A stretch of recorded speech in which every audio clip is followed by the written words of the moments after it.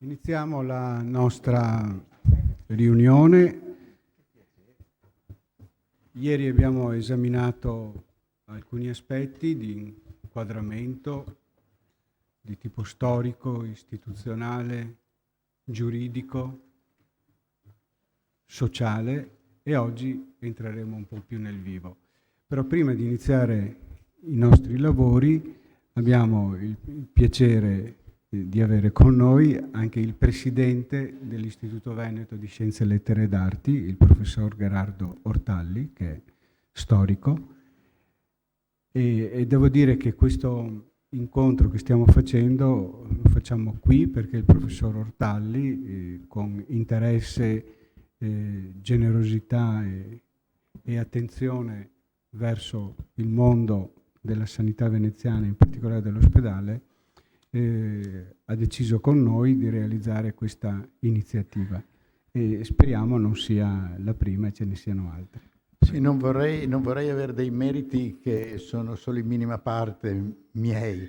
Cioè, per questo nostro istituto è un piacere, credo quasi un dovere, ospitare un incontro di questo genere, un incontro di questa importanza. Io sono qua soltanto, anzitutto, per scusarmi per non essere stato presente ieri all'inaugurazione dei lavori, ma un impegno che non ho potuto disdire mi teneva fuori. Sono stato ottimamente sostituito, credo, dal consocio Francesco Bruni.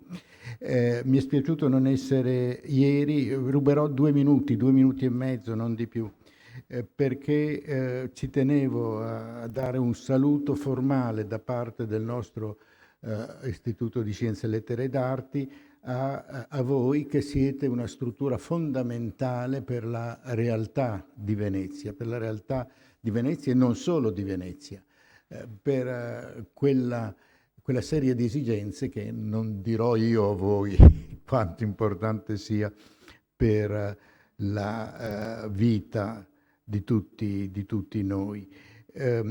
Questo vale dovunque, vale particolarmente per una località, per un centro, per una città difficile come Venezia. Una città dove tutto quello che si riesce a fare di utilità sociale è più costoso, più importante, più utile. Qui, voi lo sapete, il carico è enorme, poi imprevisto e poi con quello tipico di una città un po' sotto assedio da presenze fortissime, con gestioni che sono sempre più complesse, e da questo punto di vista una struttura come la vostra è una realtà, una presenza fondamentale per Venezia e per il territorio nostro in generale. Per questo io sono qua a ringraziarvi per avere pensato di fare questa vostra iniziativa, che mi auguro possa anche non essere l'ultima, in questa nostra sede. Dopodiché io vi ho già rubato troppo tempo, voglio ringraziarvi di nuovo e augurarvi davvero buon lavoro. Grazie ancora di tutto. Grazie. Beh, il professor Ortalli diciamo, è molto modesto, però devo dirlo, che grazie a lui diciamo, abbiamo fatto la prima iniziativa di riscoperta della Scuola Grande di San Marco proprio all'indomani dei restauri, quindi è stato pensato un evento convegnistico di riscoperta, riconoscenza di quel luogo, di quell'istituzione così importante che è una delle componenti valoriali della storia dell'ospedale civile. Do adesso la parola al professor Martini, che è il moderatore di questa sessione. Grazie Mario, grazie professor Ortalli. Sono particolarmente felice di poter essere qui come moderatore. Inserendomi un po' nella discussione di ieri sulla locazione dell'ospedale, mia moglie veneziana si è laureata in architettura ai primi anni 70, quindi io ricordo le discussioni, le riunioni, quando poi erano quei momenti di esame fatti un po' tutti a gruppo, per cui queste discussioni anche sull'ospedale, sulle Corbusier. Certamente se fosse stato là non sarei mai venuto io, qui a Venezia, perché quello che a me è piaciuto invece è l'ospedale San Giovanni e Paolo, quella cosa magnifica in cui mi è stata offerta la possibilità di lavorare e collaborare. Probabilmente per i colleghi che vengono qui tutti i giorni, che hanno tutte le problematiche che venivano notate ieri di rifornimenti, di trasporti, la visione è un po' diversa dalla mia. Quindi sono particolarmente grato di essere qui oggi e anche perché ieri ho imparato tantissime cose. Sono padovano abbastanza, credevo di conoscere Venezia, in realtà ho scoperto una Venezia che assolutamente non conoscevo. E mi fa particolarmente piacere dare la parola al dottor Lorusso, che è il consultore di storia e medicina del Polo Culturale Museale della Scuola Grande di San Marco, che anche questa è stata per me una grandissima scoperta, voi la conoscerete meglio, ma è una cosa particolarmente interessante, quindi grazie per tutte le cose che ci dirai. Ok, grazie, buongiorno a tutti, ringrazio ovviamente gli organizzatori di questo evento. Io darò essenzialmente delle linee generali perché, come potete già vedere, è una presentazione di interazione con i colleghi primari qui di Venezia, perché loro hanno una maggiore conoscenza del loro passato, delle loro strutture. E quindi iniziamo dall'aspetto architettonico, che già di per sé è un aspetto unico, nel senso che questo è un ospedale a padiglioni che però si sovrappone su diversi livelli anche secolari, e questo lo rende già un unicum. Già voi sapete che appunto l'ospedale civile nacque appunto nel 19, quando raggruppò la Scuola Grande di San Marco, il convento dei Domenicani, l'antico ospedale di San Lazzaro dei Mendicanti, anche se poi altre strutture furono delocalizzate per quanto riguarda gli ospedali psichiatrici a San Servolo e a San Clemente, e per quanto riguarda l'aspetto infettivologico presso Le Grazie e Sacca Sessola. Ovviamente l'ospedale in questi 200 anni ha avuto un percorso un po' accidentato, tenendo conto che inizialmente era sotto la Congregazione della Carità, un lascito napoleonico, il quale appunto soppresse gli ordini religiosi, le scuole, includendo anche quella di San Marco, ovviamente. È un aspetto interessante e che poi vedremo anche prossimamente, cioè nelle prossime diapositive, è la scuola pratica di medicina e chirurgia, che aveva una valenza molto importante, tanto da competere anche con insegnamenti universitari. E funzionò fino agli anni 60, come vi darò degli esempi della rassegna stampa, questo a dimostrazione di una stretta relazione tra l'ospedale di Venezia e la città, cioè l'interesse appunto anche della stampa verso le attività dell'ospedale civile, è anche ricambiato anche dal coinvolgimento dei medici sui diversi aspetti, non solo civili ma anche sociali. Ovviamente io farò solo degli esempi, quelli più importanti, poi spero che i colleghi riusciranno a completare queste indicazioni.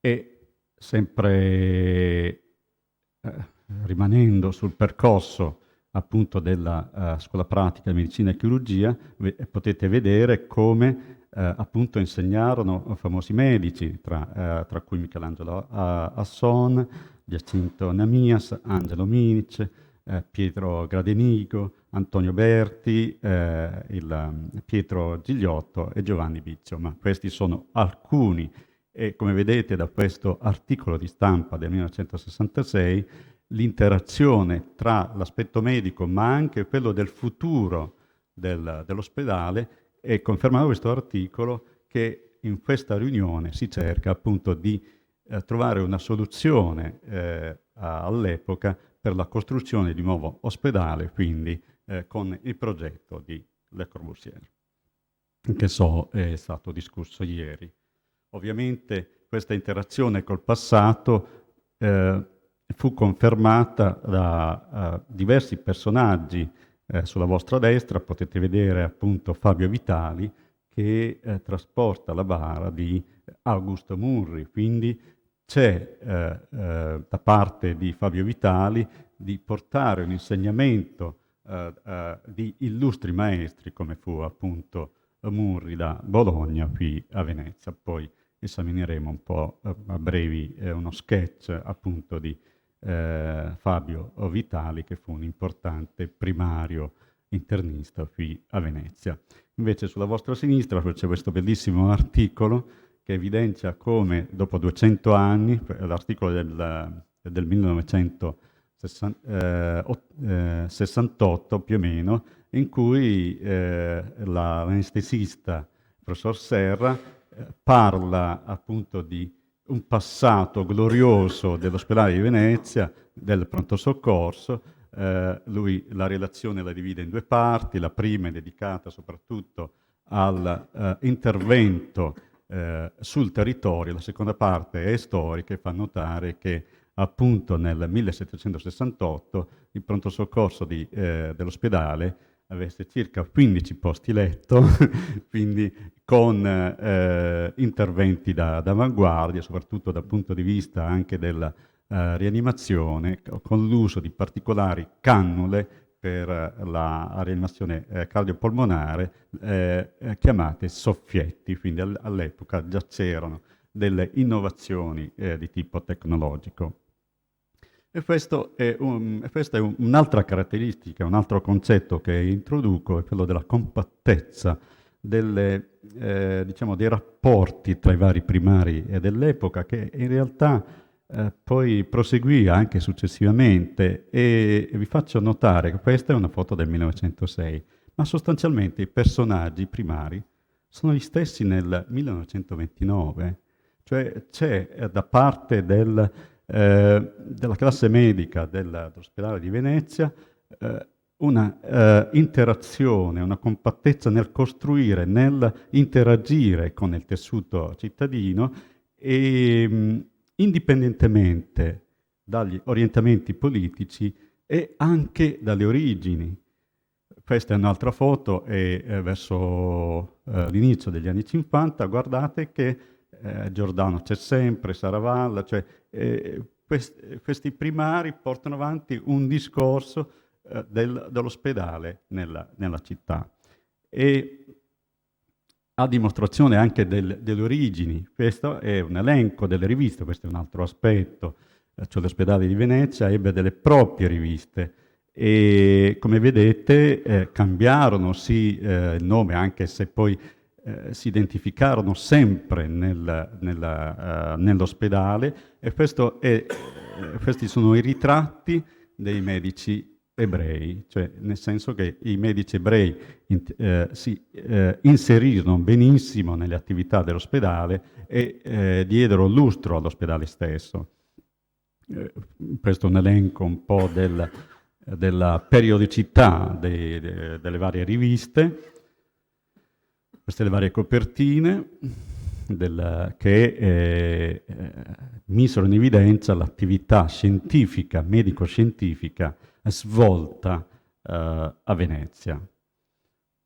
Queste sono bellissime tavole che si possono trovare appunto nelle riviste pubblicate dall'ospedale di Venezia. Qui c'è una breve carrellata di quei medici che furono direttori, ma di origine ebraica, che appunto diedero lustro e cercarono di inserirsi nel tessuto sociale della città. Alcuni esempi con Mosè Giuseppe Levi, che appunto fu anche socio dell'Ateneo Veneto, ed è un altro aspetto dei primari, ma anche dei medici dell'ospedale, fu l'interazione non soltanto a livello nazionale, ma anche a livello internazionale. Lo vedremo successivamente, soprattutto con Minic, che frequentò molti centri europei, il Belgio, la Germania, la Gran Bretagna, l'Austria, quindi portando e condividendo le innovazioni che erano presenti in quei centri. Michelangelo Asson, un altro famoso chirurgo che appunto studiò a Padova e si laureò a Pavia.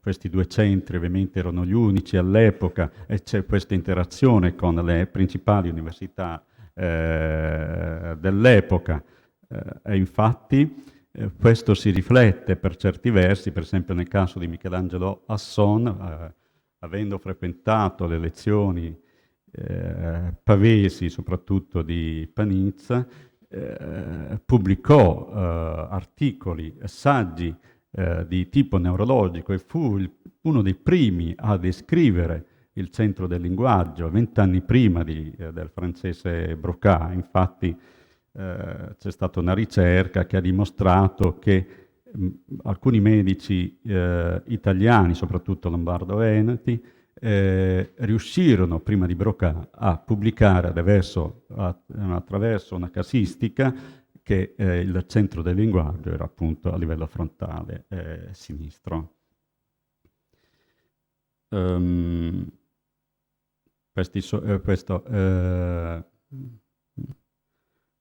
Poi un'altra interessante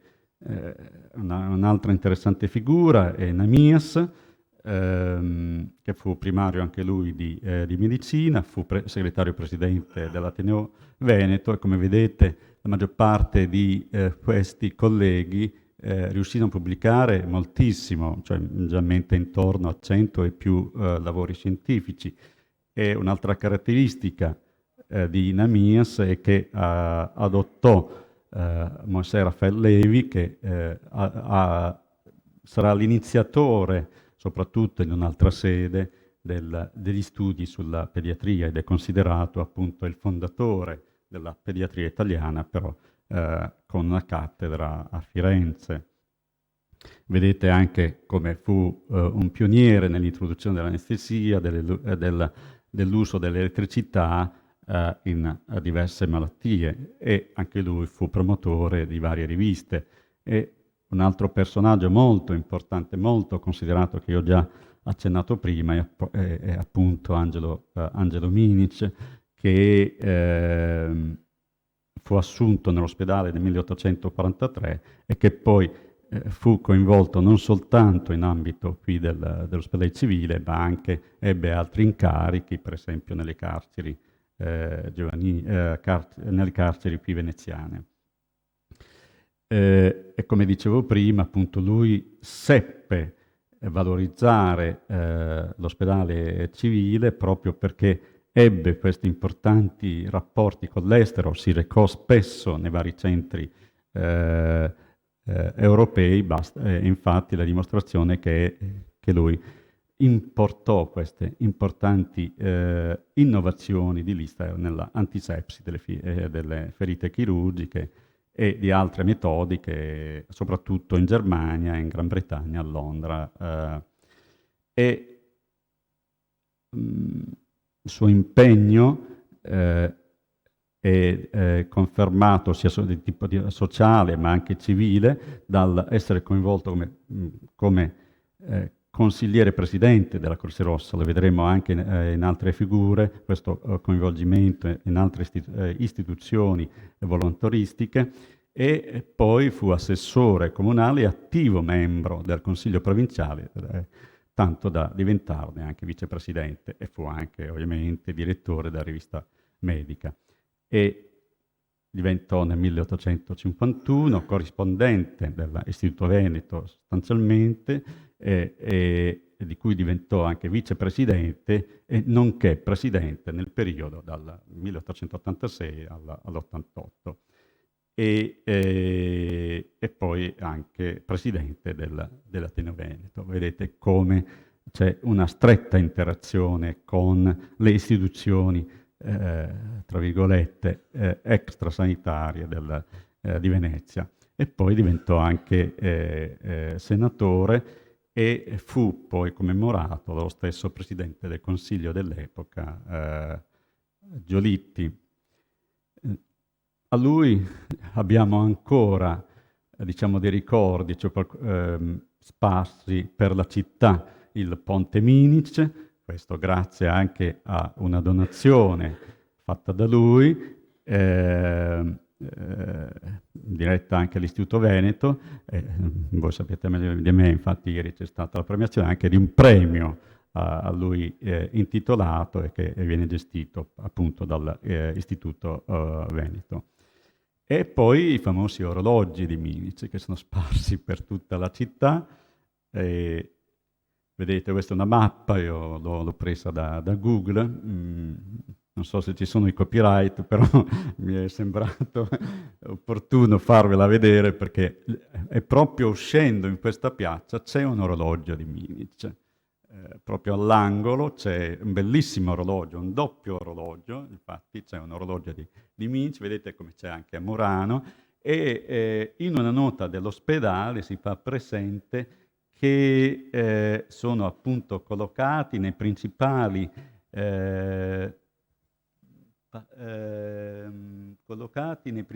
campi e negli angoli più adatti delle calli, strade, è un po' dappertutto, gli orologi elettrici ancora oggi in funzione, perché i medici li guardassero per regolarsi nella loro, cioè sostanzialmente per non arrivare tardi all'ospedale. Quindi c'è un'indicazione oggi, vabbè, forse sono un po' superati perché con smartphone e così via, però all'epoca ebbero un'indicazione sulla tempistica per affrettarsi a non arrivare tardi in ospedale.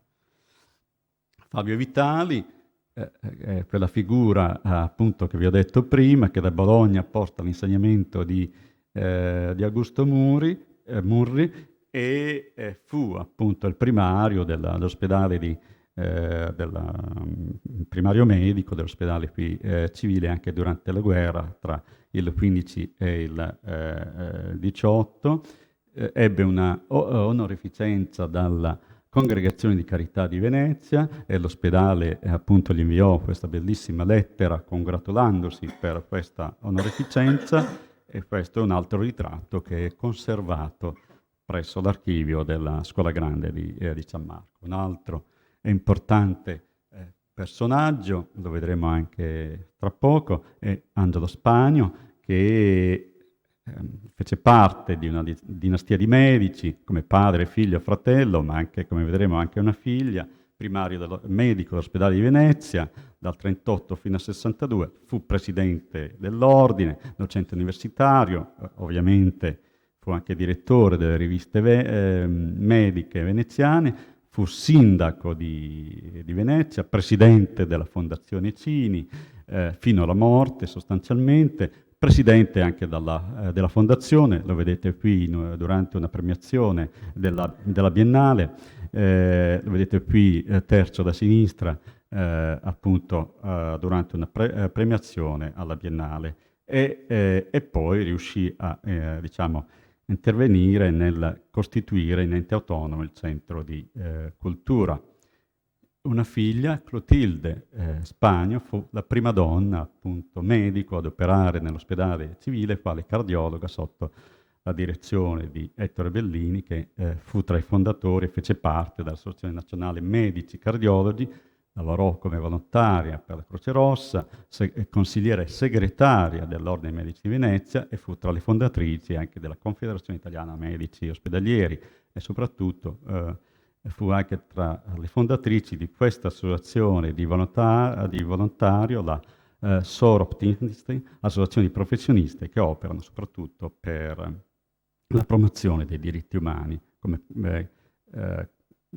Come potete vedere, questa è una bellissima fotografia che dalla finestra della sua abitazione c'è appunto la piazza dell'ospedale, della chiesa di San Giovanni e Paolo.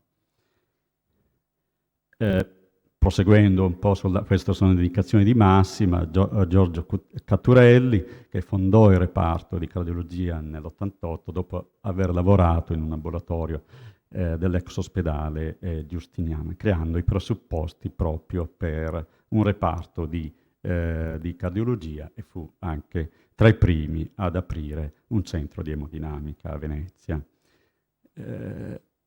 Passiamo a un altro ambito, è quello neurologico, quindi qui ricordo Diego Fontanari, che fu primario appunto della neurologia dal 61 al 92, poi il collega amico Paladino cercherà appunto di completare un po' questi dati. Fu un sostenitore insieme a Basaglia della chiusura dei manicomi, vicepresidente e consigliere della Società Italiana di Neurologia, non soltanto della SIN, che proprio in questi giorni ha il proprio congresso, finisce proprio oggi, è il 50° dei congressi. In realtà la Società Italiana di Neurologia ha più di 110 anni, ma il percorso travagliato fa sì che il numero dei congressi non corrisponda a quello degli anni della fondazione, perché la società è stata fondata nel 1908 a Napoli. In realtà pochi sanno che in Italia esistono 2 associazioni in rappresentanza dei neurologi, quella accademica appunto che è la Società Italiana di Neurologia e quella ospedaliera, e Fontanari fece parte di entrambe le società. E fu presidente dell'International School of Neurological Science a San Serolo, che ancora funziona, organizza diversi seminari, grazie anche a Francesco, importanti e molto, diciamo, molto importanti sono i seminari o i corsi sull'epilessia, però ce ne sono diversi, coinvolgendo anche illustri colleghi neurologi stranieri e italiani, ovviamente. Fu tra i fondatori dell'Associazione Unione per la lotta alla distrofia muscolare a Venezia nel 68, di cui fu presidente sia a livello cittadino ma anche provinciale e regionale, quindi fu un promotore dal punto di vista sociale, e fondatore del Museo del Manicomio di San Servolo, che potete vedere perché è un bellissimo museo a San Servolo. E come vedete la rassegna stampa dà indicazione, cioè dà un esempio di come ci fu un stretto collegamento tra l'ospedale, quindi tra i primari, e l'aspetto anche di divulgazione scientifica a livello cittadino. Sempre proseguendo dal punto di vista nell'ambito neuropsichiatrico, cito Antonio Berti, anche lui impegnato a elevato livello nelle istituzioni cittadine, quale assessore comunale per l'istruzione, autorevole componente appunto dell'Istituto Veneto di Scienze, Lettere ed Arti e dell'Ateneo Veneto, e vicepresidente all'estero della Società Universale di Londra. E fu anche lui tra i primi a descrivere, come dicevo prima, il centro del linguaggio a livello frontale sinistro, cioè diede un grosso contributo anche a questo ambito. E qui introduco un altro concetto, quello che l'ospedale non era una singola entità, ma cercava comunque di interagire anche con altre istituzioni sanitarie, e un esempio è appunto Raffaello Vivanti, che era faceva parte dell'ufficio igiene del comune di Venezia, però diede un grosso contributo in collaborazione con i medici, anche perché all'epoca appunto il reparto di malattie infettive non era inserito nell'ospedale civile, e quindi si crearono delle sinergie, delle interazioni per cercare di risolvere le problematiche, in questo caso del colera, attraverso diverse figure che operarono in vari ambiti. Luigi Molinari fu uno dei primi, primari nell'ambito infettivologico, e poi anche direttore dell'ospedale San Giovanni e Paolo, soprattutto durante l'occupazione tedesca, e questa flessibilità è anche confermata che fu nello stesso periodo ufficiale sanitario presso il comune di Venezia. Un altro ambito è quello dermatologico, con Giobatta Fiocco, che sostanzialmente è il fondatore della dermatologia qui a Venezia nel 1902, tenne in mano, era noto appunto perché tenne in mano la pelle della città e provincia per oltre 50 anni, istituendo dei servizi fondamentali dal punto di vista sia degli ambulatori, sia a livello comunale come anche provinciale. Questo a conferma delle sue grosse capacità non soltanto professionali ma anche doti umane, e fu anche presidente dell'Ordine dei Medici di Venezia. L'attaccamento a Venezia è confermato dal fatto che lui rinunciò a offerte di cattedre universitarie a Pisa e a Cagliari e nonostante questo lui formò ed ebbe allievi molto importanti. Sottolineo che queste figure primariali ebbero allievi importanti che poi trasferirono l'esperienza veneziana in molte altre città in Italia, coprendo anche cattedre universitarie, quindi Venezia come sede di formazione per altri illustri professionisti. E come dicevo prima, sono verso la conclusione, Moisè Raffael Levi, che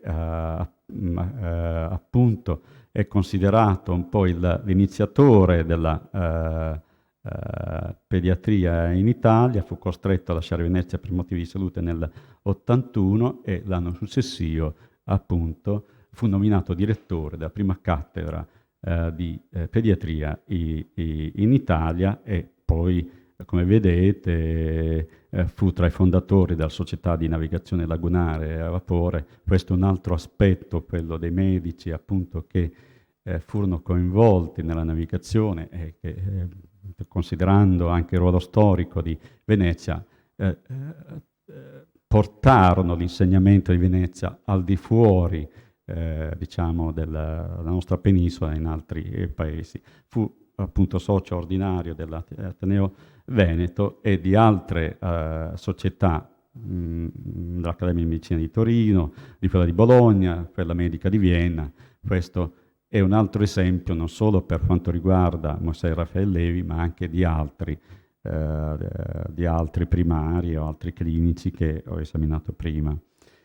E quindi concludo, appunto perché nonostante Levi abbia fondato la pediatria in altra sede, però lui diede, in un certo qual senso, le basi per l'ospedale pediatrico che inizialmente fu a Sant'Alvise fino agli anni 70, fondata nel 1892. Adesso so che questa struttura sono diventati degli appartamenti, mi sembra, giusto? Cioè, no?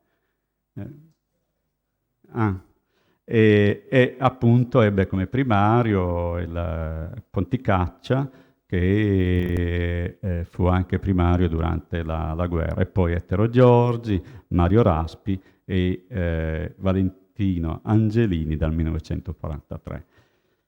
Questo, ripeto, ho dato delle linee, cioè ho cercato di dare delle linee e anche degli spunti, dei concetti, dell'importanza del coinvolgimento non soltanto sociale ma civile, indipendentemente dall'aspetto professionale che questi colleghi hanno avuto nel passato e che prosegue ancora tuttora. E io vi ringrazio per l'attenzione.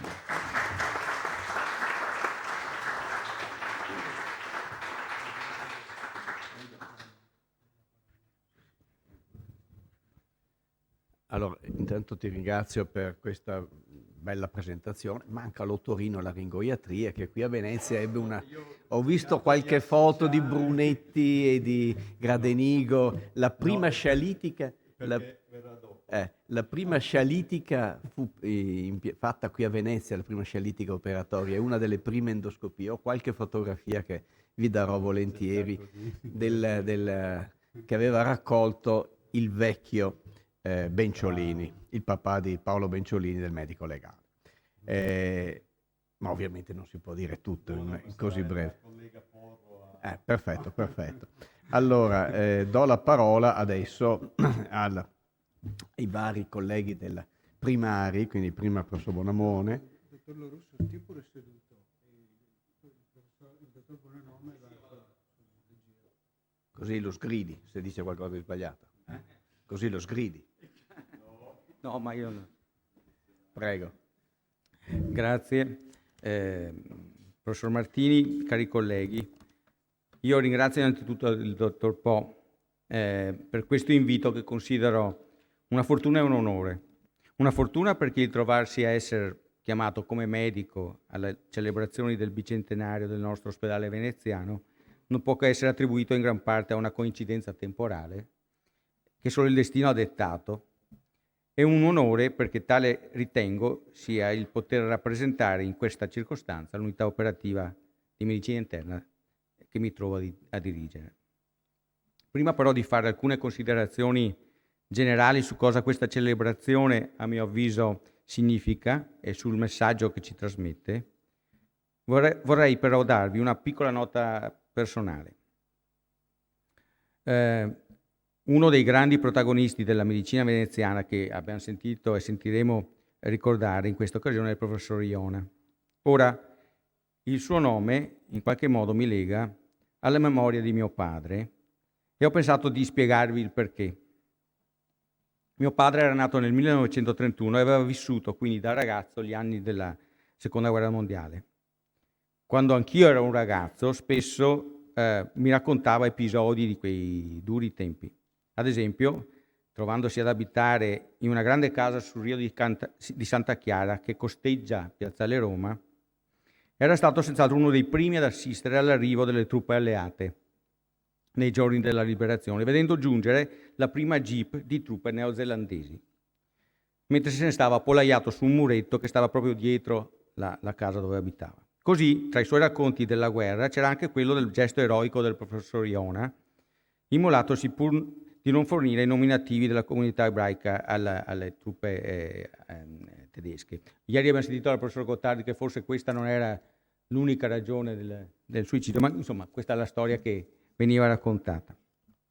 Ora, il fatto di essermi trovato molti anni dopo a dirigere il reparto un tempo diretto dal professor Iona e per di più ubicato nel padiglione a lui intitolato è certamente fonte di emozione e in qualche modo di stupore per questa coincidenza storica che costituisce anche un legame con storie di famiglia e in particolare con la memoria di mio papà.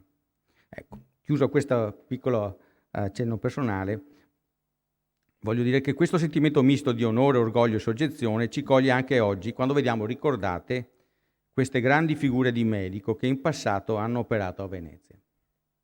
Erano ottimi medici, molti di loro avevano studiato a Padova, l'alma mater per moltissimi di noi, e a Venezia operavano per la città, costituendo per essa motivo di vanto e prestigio.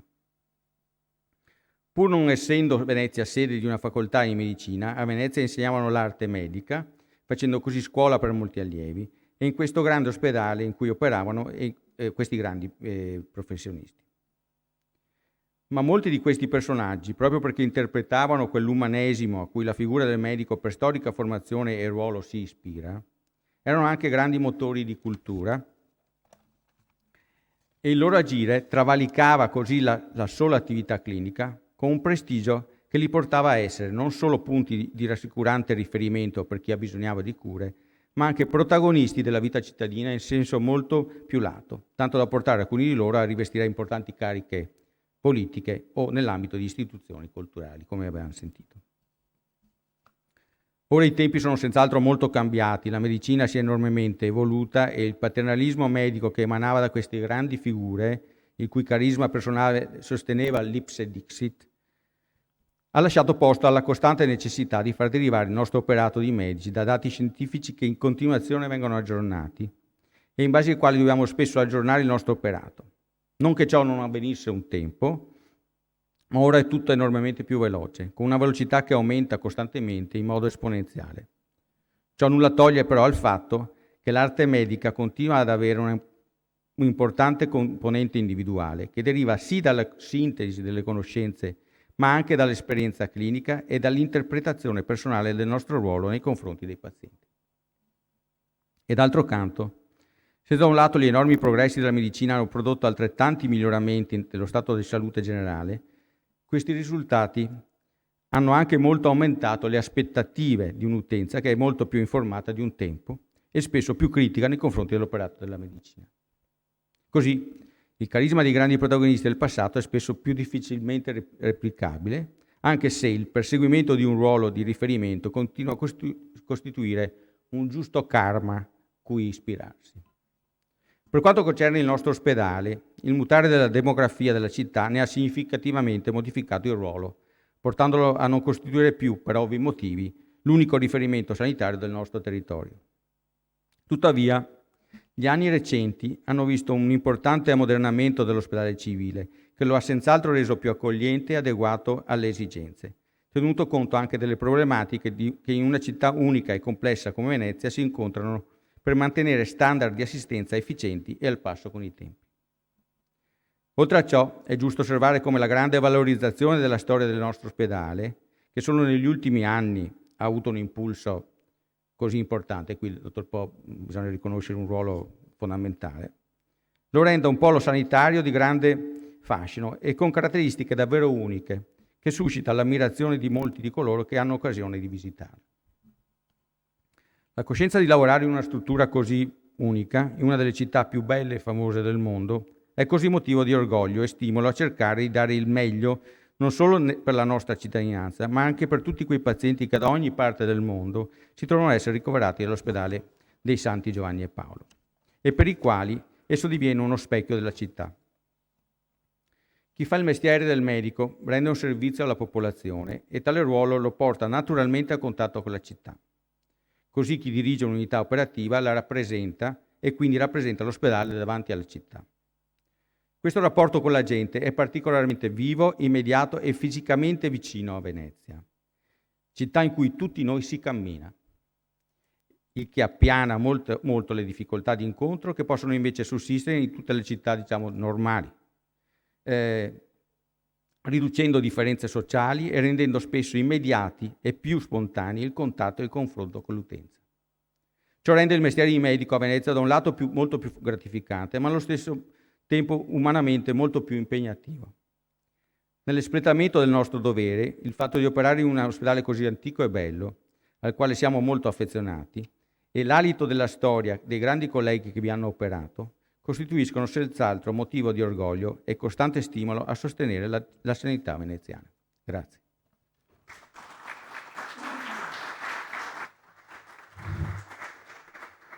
Ecco, chiedo al professor Palladin per la neurologia, ovviamente.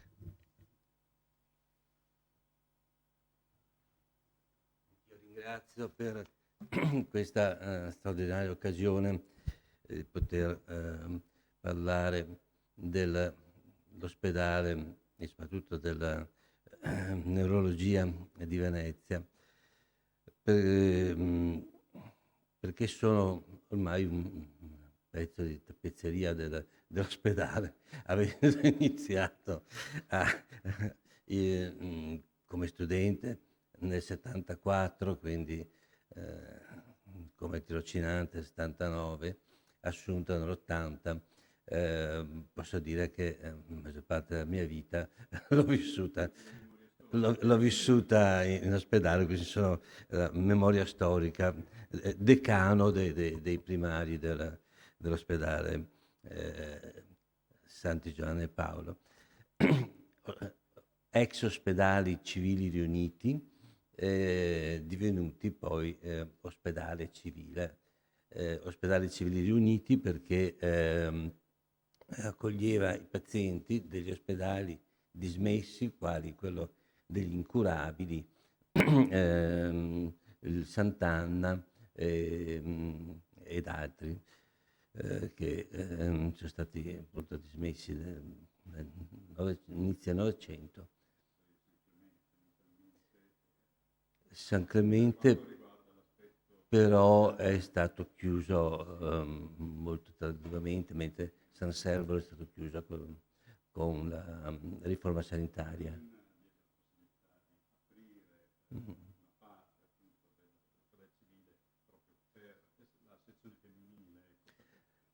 Sì, però c'era già nel 25 venivano ricoverati dei pazzi tranquilli, diciamo, ecco, lasciando i più impegnativi a San Servolo, l'isola di San Servolo.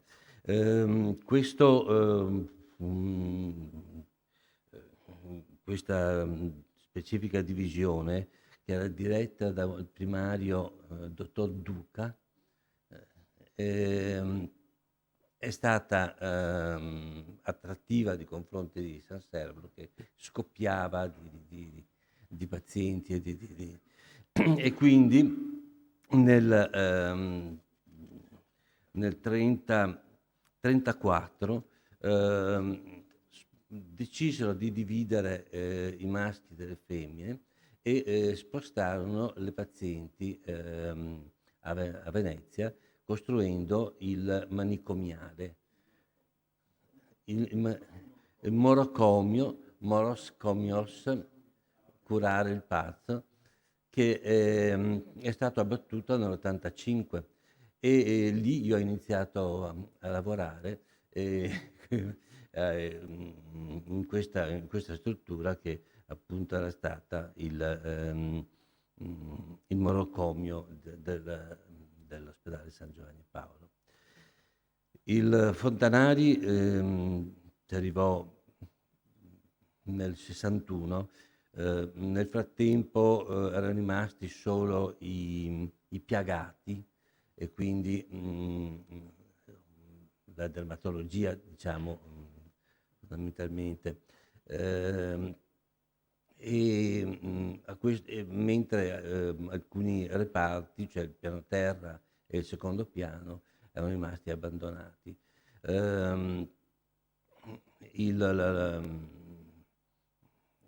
Fontanari fu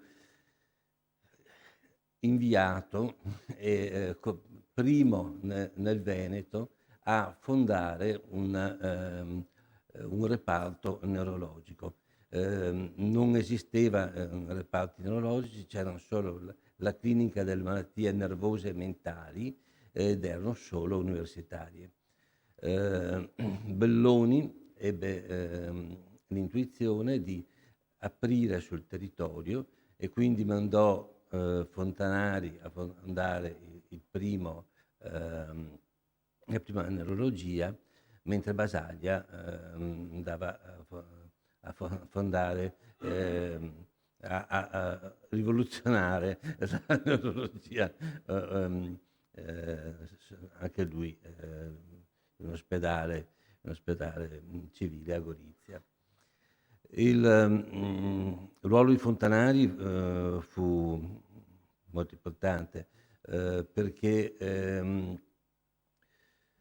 trasferì nella neurologia territoriale quelli che erano i principi dei grandi medici che tu ci hai raccontato molto bene, con questa capacità di essere, di non dismettere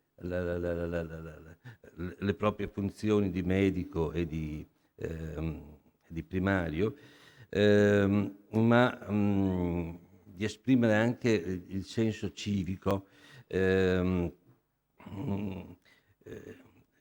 usando, diciamo, la posizione sviluppare anche delle attività di tipo sociale, come ben hai detto tu. Ha fondato la WIDM e assieme abbiamo fondato la Scuola Internazionale di Scienze Neurologiche, che appunto persiste tuttora con delle summer school che raccolgono 35 discenti provenienti da 35-36 paesi, che trovano i più grossi nomi internazionali, e anche la componente morale che non è esattamente quella degli alienisti, della terapia morale degli alienisti, ma era molto ben radicata in questi vecchi primari che ho conosciuto, compreso il mio maestro, appunto Fontanari, quello che l'uomo non può essere spezzettato in parte corporea, ossea, muscolare, ma era una figura intera che aveva una sua identità psichica e morale. Quindi portar fuori, non fare il carrozziere dei corpi malati, ma occuparsi della persona nel suo intero, è stato un grande insegnamento che Fontanari ci ha dato e che veniva dal passato che lui conosceva molto, molto bene. Ora la domanda è: come possiamo oggi esprimere questo senso civico?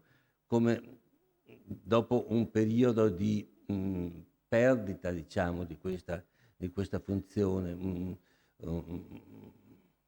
un modernismo che abbandonava quei principi di cui parlavo, come riprenderli, perché sono fondamentali. Beh, credo che la riapertura della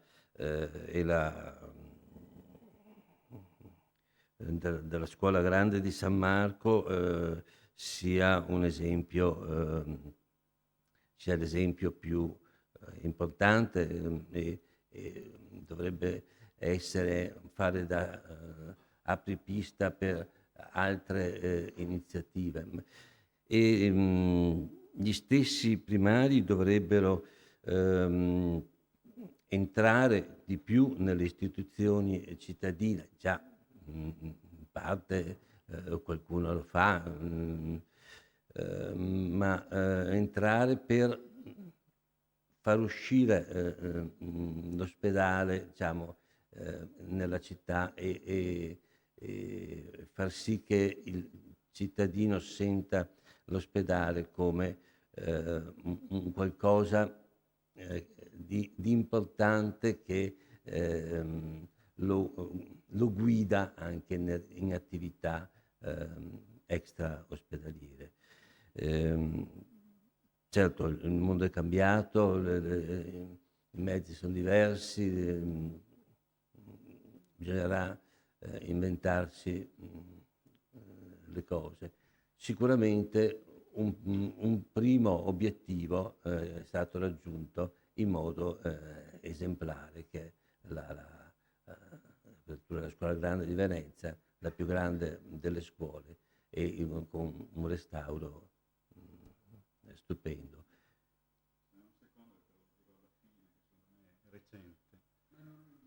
Però dopo.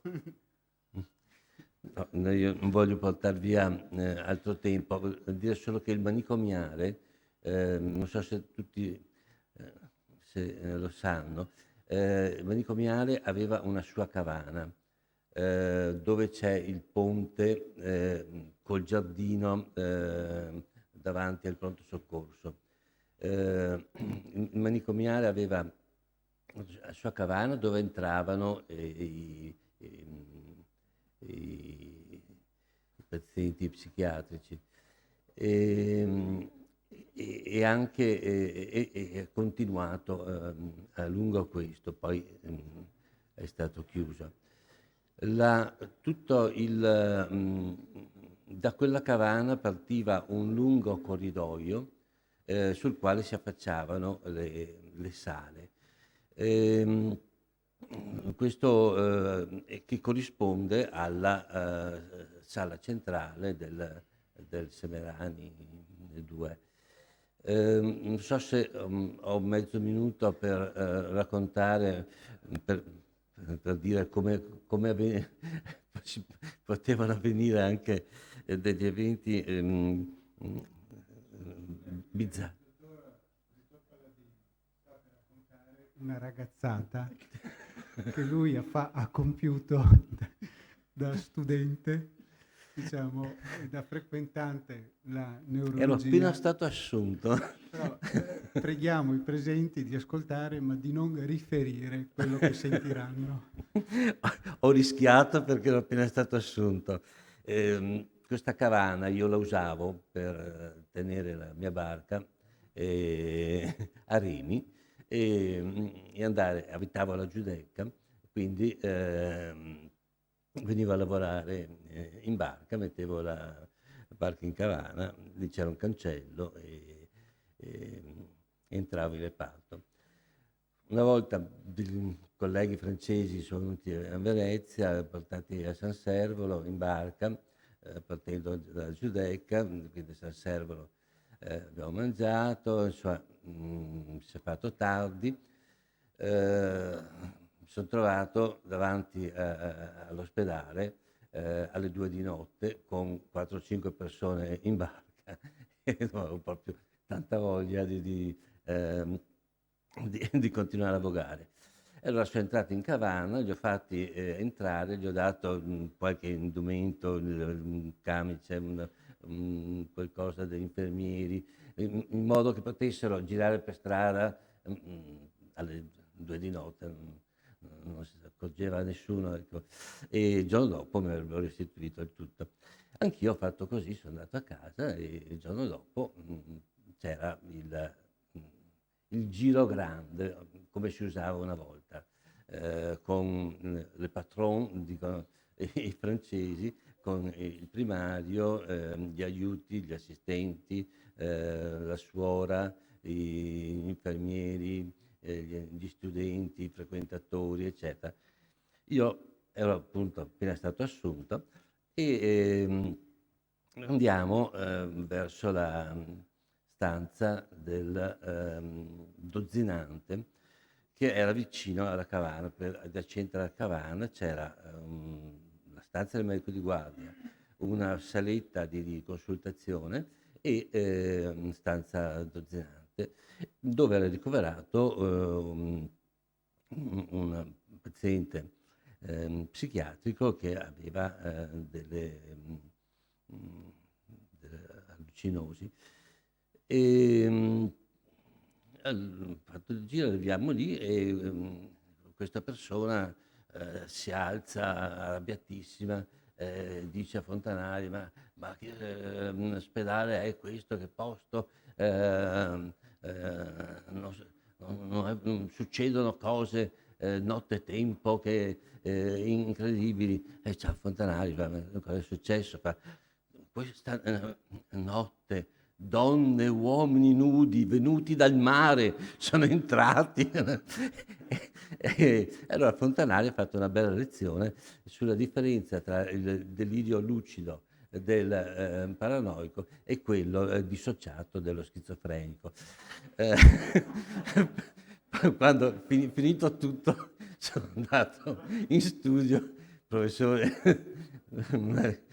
è vero, aveva ragione. Come aveva ragione? E allora gli ho raccontato tutto, ho detto, qua mi licenzio. Non erano ancora passati i 6 mesi di prova, e quindi me ne tornavo a casa, invece si è messo, da persona intelligente e spiritosa, si è messa a ridere e ha telefonato alla suora di bloccare il serenase che aveva aumentato. Quindi non ho fatto danni. Vi ho portato via molto tempo, mi scuso. Grazie.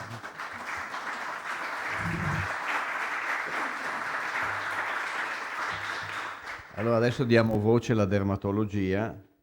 Sodonini. Sicuramente avrai anche tu qualche aneddoto, perché in genere i dermatologi sifilopatici sono abbastanza birichini. Avrei una relazione predisposta, non so se si può usare il telecomando o... Un cordiale saluto ai moderatori e un particolare ringraziamento al dottor Po per questo invito. E nella mia relazione tratterò per sommi capi degli aspetti rilevanti della disciplina della dermatologia e poi il suo inserimento nella realtà dell'ospedale civile.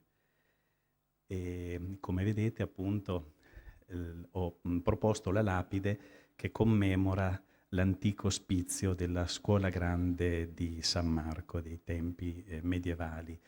E nel Medioevo, partiamo da lì, i poveri sofferenti di malattie cutanee erano più che curati, accolti e mantenuti dentro ospedali detti anche misellarie o ladrerie, ossia ospizi delle più svariate disgrazie.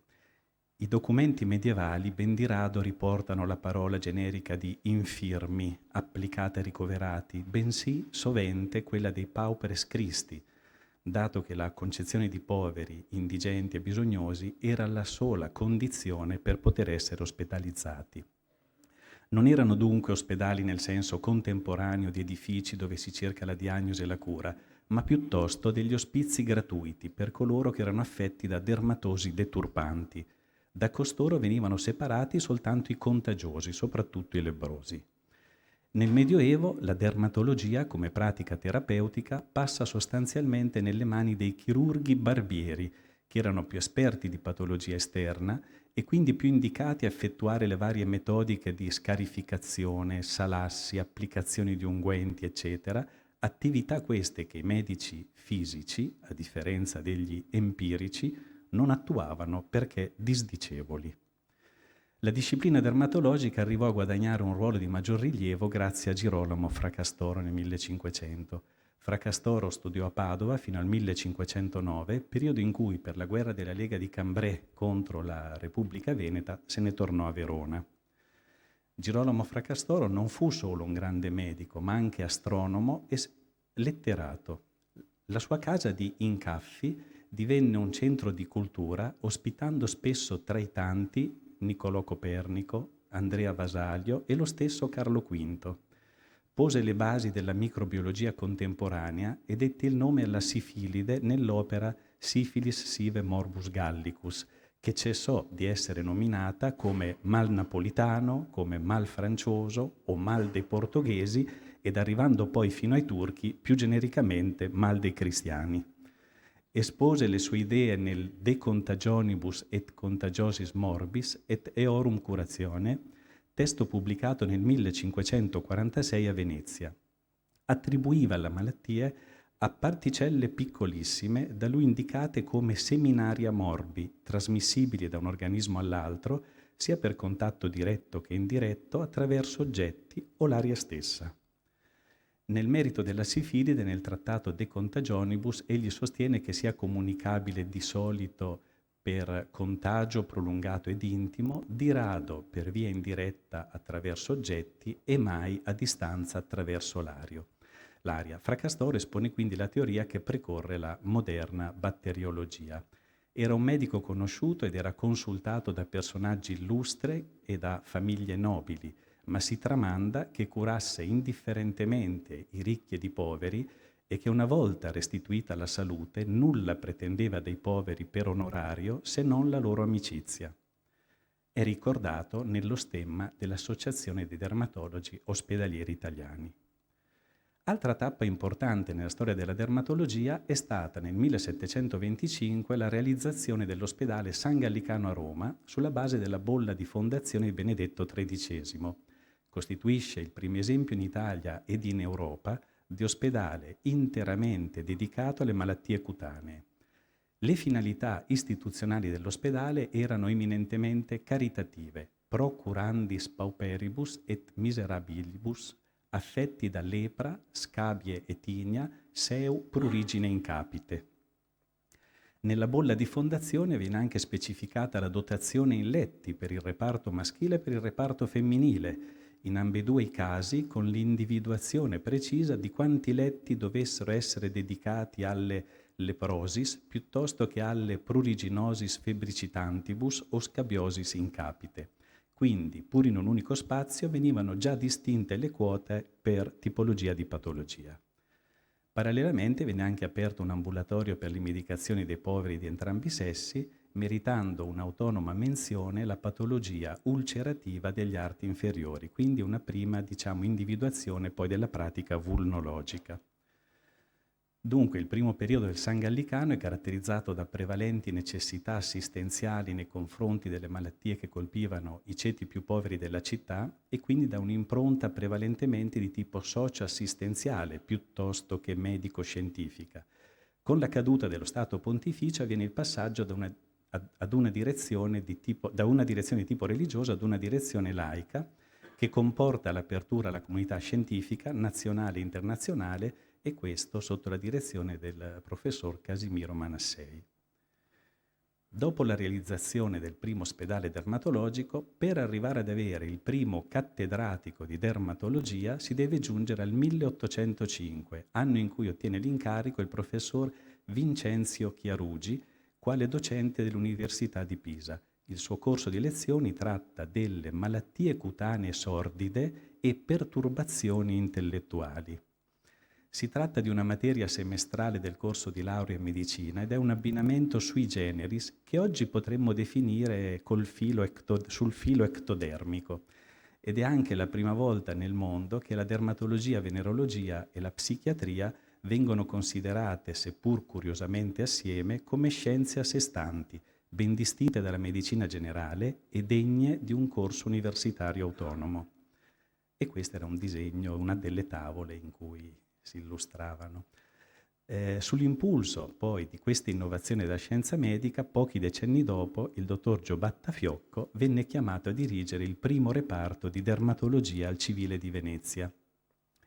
Il dottor Giovan Battista Fiocco si era formato a Padova ed aveva consolidato la sua esperienza di dermosifilografo in importanti centri europei, Parigi, Amburgo, Breslavia. Egli a più riprese declinò la possibilità di ricoprire cattedre universitarie a Cagliari e a Pisa, preferendo organizzare il reparto ospedaliero veneziano, facendone un centro di assistenza e di ricerca di primo livello. Fu primario per un cinquantennio del reparto istituito con lui, clinico di indiscusso valore, si diceva, per la considerazione che lo circondava, appunto, che teneva in mano la pelle della città, come già anticipato al professor Lorusso. Ebbe moltissimi discepoli e ricoprì anche il ruolo di presidente dell'Ordine dei Medici veneziano. Compiendo un salto di qualche decennio, arriviamo al 1987, anno in cui prese la direzione della dermatologia il professor Roberto Bassi, docente di dermatologia psicosomatica a Ferrara. Un tema che è stato sempre a lui molto a cuore era la corretta modalità della comunicazione della diagnosi. Il professor Bassi insisteva infatti, in anticipo sui tempi, sulla rilevanza dell'atto dell'ascolto del paziente, sostenendo che se questo atto fosse ben svolto, poi è in grado di condizionare tutta la futura relazione tra medico e paziente, ed è un passaggio fondamentale poi per una ottimale aderenza del paziente alla condotta terapeutica, tema oggi di attualità per come questo momento di sintonizzazione sia così compresso oggi nella pratica quotidiana. Ma oltre che al ruolo di primario della dermatologia, il professor Bassi è stato anche consigliere della Federazione Giovanile Ebrei d'Italia, presidente della Comunità Ebraica Venezia, vicepresidente dell'Unione delle Comunità Ebraiche Italiane, ideatore e primo realizzatore del Centro di Documentazione Ebraica Contemporanea. Mi raccontava che il primo ufficio fu una piccola stanza che aveva da studente, la prima scrivania un tavolino traballante e il primo scaffale era una valigia di cartone piena di documenti messa sotto il suo letto. Al suo pensionamento è subentrato poi nella direzione della dermatologia veneziana il dottor Sedona Patrizio, che è stato un suo allievo, col quale poi è proseguita un po' la mia crescita professionale. Con lui si è potenziata l'attività della dermatochirurgia, si è stati tra i primi ad attuare il trattamento dell'iperidrosi essenziale con la tossina botulinica e sempre non perdendo di vista il progresso delle tecnologie abbiamo avviato per primi in Italia l'uso della teledermatologia per ridurre ai pazienti il disagio delle trasferte dal domicilio alla sede ospedaliera. Negli ultimi anni di vita ha ricoperto il ruolo di presidente della DOI, ponendo l'ospedale di Venezia al centro dell'interesse della dermatologia italiana. La dermatologia attuale riesce a offrire questi servizi e per quel che riguarda la dermatologia futura ho ripreso alcuni passaggi di uno studio del Cergas Bocconi che ha recentemente offerto una fotografia della dermatologia ospedaliera mettendo in evidenza sia il valore che la specificità della disciplina e le opportunità per il futuro, ma anche ovviamente i punti critici. Prospettavano 5 strategie dove innanzitutto è importante lo sviluppo di equip multidisciplinari con dermatologi che siano leader di patologie e quindi con il ruolo di coordinatori in certi ambiti, il potenziamento dell'attività territoriale e quindi come sia necessario sviluppare un'organizzazione a rete della dermatologia su diversi siti di offerta, ospedale, distretti, ambulatori, a cui si deve poi accompagnare il progressivo trasferimento dell'attività ambulatoriale di primo livello nella sede territoriale. E la dermatologia ospedaliera è invece organizzata per livelli di complessità e quindi l'ospedale dovrà rimanere centro di riferimento per le urgenze, per l'attività chirurgica, per la diagnosi, terapia, follow-up di patologie complesse o patologie rare, spesso associate a malattie sistemiche.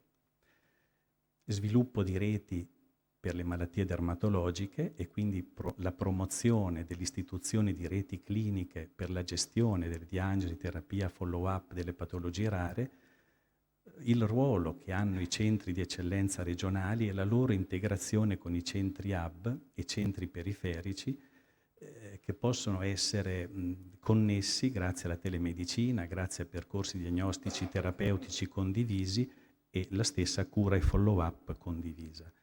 E infine la valorizzazione dell'identità della disciplina e è necessario valorizzare le specificità della dermatologia come disciplina d'organo e inoltre va potenziata l'attività anche di formazione dermatologica per i medici di base e il personale infermieristico per integrarsi meglio nel territorio. Ecco, con questo termino la mia relazione.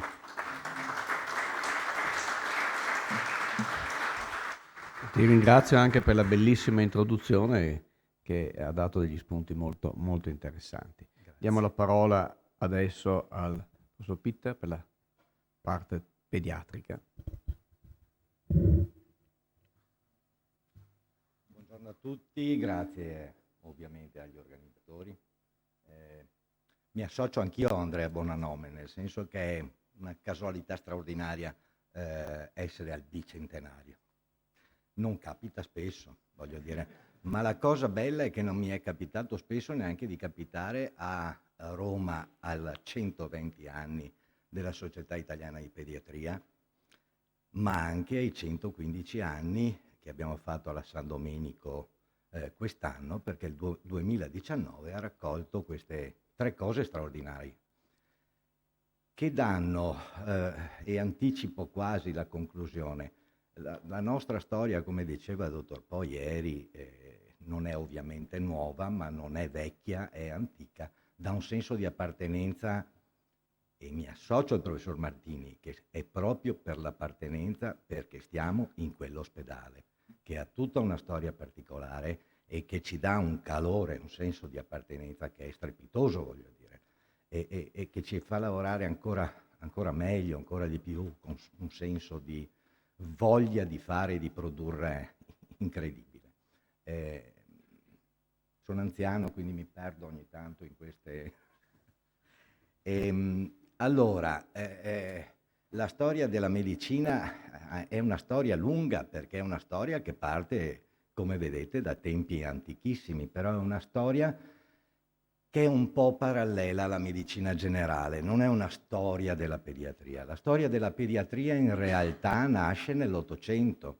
Nasce nell'Ottocento quando, per conquiste scientifiche, ma soprattutto perché la società industriale ti dà una mortalità infantile strepitosa, in quel momento nascono proprio dei filoni di ricerca dedicati. E quindi si stacca tutta l'area pediatrica, che io la chiamo l'area pediatrica internistica, non è più l'uomo piccolo, ma è tutta una specialità che parte, e secondo me la vera datazione della pediatria nasce dall'Ottocento, cioè da quando il mondo sta cambiando, diventa un mondo industrializzato. È finita la relazione. Però, insomma, dobbiamo parlare un po' di Venezia, insomma, e non di tutta la pediatria, altrimenti dovremmo fare un convegno di 3 giorni.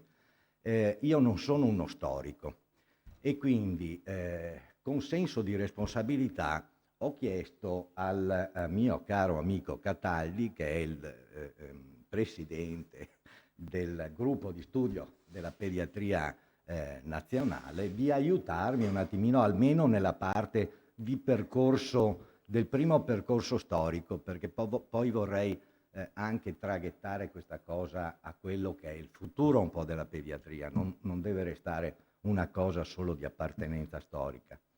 E come vedete, Venezia ha una storia straordinaria di assistenza al bisognoso. Quello che ieri diceva il dottor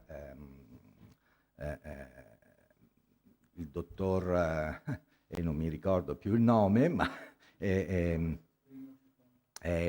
il primo, ma insomma, quanto Venezia non faceva differenze fra il povero e il ricco nella cura, e quanto fosse attento proprio ai bisogni di tutti, quindi anche del bimbo abbandonato.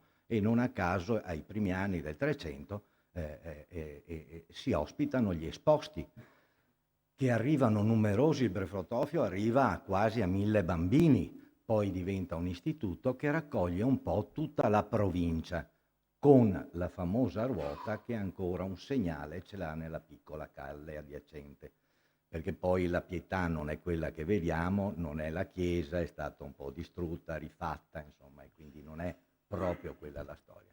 Ma abbiamo anche una bella targa che dice quanto non debbano cadere, quanto l'abbandono non deve essere ricercato, ma sono colpevoli quelli che lo fanno.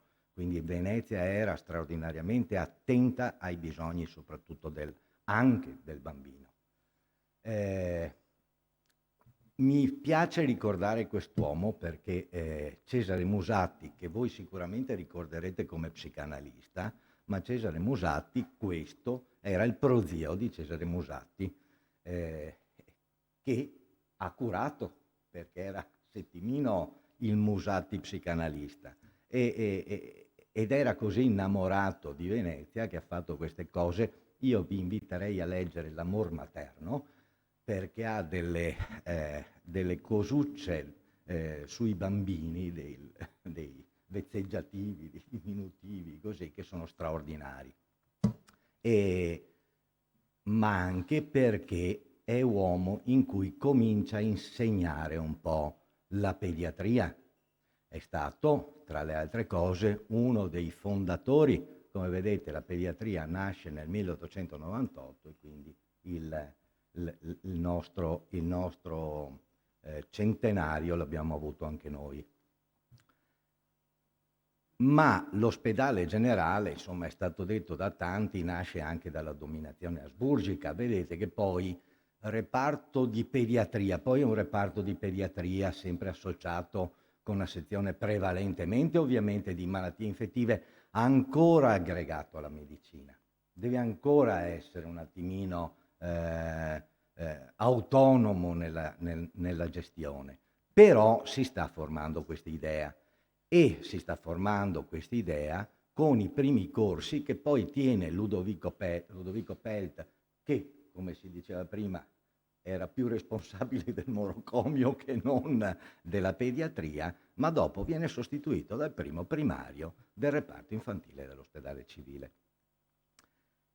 E questo è il grande nome poi che si fa, l'hanno fatto altri prima di me, è il Moisè Raffael Levi, che poi fu adottato, come si diceva, da Namias, era figlio della sorella, e che dedicò molto del suo tempo, più che al reparto infantile che viene dopo, ma all'ospizio marino del Lido, che è vero che non appartiene all'ospedale civile, alla storia dell'ospedale civile, ma è un pezzo di storia importante di Venezia, perché è il primo che ha raccolto questa idea settecentesca del bene che faceva il mare e il sole sulla cosiddetta scrofola, tant'è che purtroppo lui si ammalò del mal sottile, voglio dire, ma fu uno dei più grandi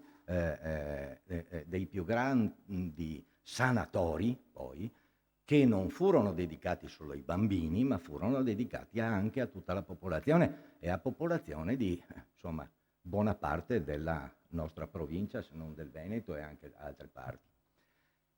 Esso, che poi è particolare perché non era all'ospedale al mare, ma era alle Quattro Fontane, ed erano tutte in legno queste costruzioni all'inizio, poi furono spostate all'ospedale al mare. Ospedale al mare che inizia la sua attività come ospedale solo nel 1933. Vedete che dal punto di vista nel 1878 finalmente diventa il primo primario, alla fine pediatrico, a Venezia. Dura molto poco perché, come dicevamo, si ammala anche per quello che ha fatto precedentemente al Lido, ma la cosa bella è che dà la prima cattedra italiana, quindi un po' Venezia deve essere felice di questo, di aver dato la prima cattedra pediatrica in Italia. Non mi perdo con altre realizzazioni scientifiche che lui ha fatto, sappiamo bene che fu un grande scienziato. Non voglio dimenticare però la vera pediatria, la succursale un po' dell'ospedale civile. Lo chiamavano il bersaglio perché andavano a sparare, a prepararsi per le guerre durante la nostra Repubblica. Mia figlia poi fu ricoverata e quindi, con dispiacere devo correggere un attimino, non è fino alla fine degli anni 70, ma all'inizio degli anni 80, perché mia figlia fu ricoverata nell'83, per cui sicuramente era ancora aperto. Fu un grande ospedale che, come ha ricordato, raccolse anche nomi illustri. Angelini è uno di questi, voglio dire, era sicuramente un uomo illustre, anche se poi venne un attimino chiusa nei tempi della guerra, ma insomma poi negli anni 80 ritornò a tutti gli effetti nell'area museale, perché era inserita nell'area museale dell'ospedale civile. Ora, è chiaro che, voglio dire, questo è un ponte. Ho messo volontariamente Calatrava, non perché è un ponte così solido, perché gli scalini si rompono, l'ovetto non funziona, costa molti soldi, ma proprio per questo motivo, perché la sanità per arrivare da una parte all'altra soffre di molteplici, soffre in continuazione, però ha la funzione di avere il futuro, e dal passato non possiamo non dire due parole sul futuro, perché il futuro è questo, quello che vedete che è stato costruito con la sensibilità di nuova idea e di nuova generazione, che è il blocco, non è l'intensità di cure dei sistemi pediatrici americani, ma è un sistema che cerca di tenere la struttura all'interno di un blocco unico, multidisciplinare. La pediatria ha fatto delle cose straordinarie, non è solo la nostra pediatria, ovviamente sono tante pediatrie d'Italia, perché siamo un po' considerati un po' anche noi l'eccellenza. E è certo che è cambiato un po' il mondo. Quella fotografia ha il senso, quella in alto a sinistra ha il senso di dire che la pediatria non è sola, non è un po' sola come il passato, in cui la foto che ricordiamo è di Levi, grande scienziato, ma è la foto di qualcosa che deve essere multiprofessionale, ma non è solo multiprofessionale. Lì dentro ci sono i genitori, ci sono i pediatri di famiglia, ci sono le associazioni, ci sono le istituzioni. Questa è la nuova indicazione un po' che ci viene data anche dalla nostra società, del futuro un po' della pediatria, un po' adesso l'attuale.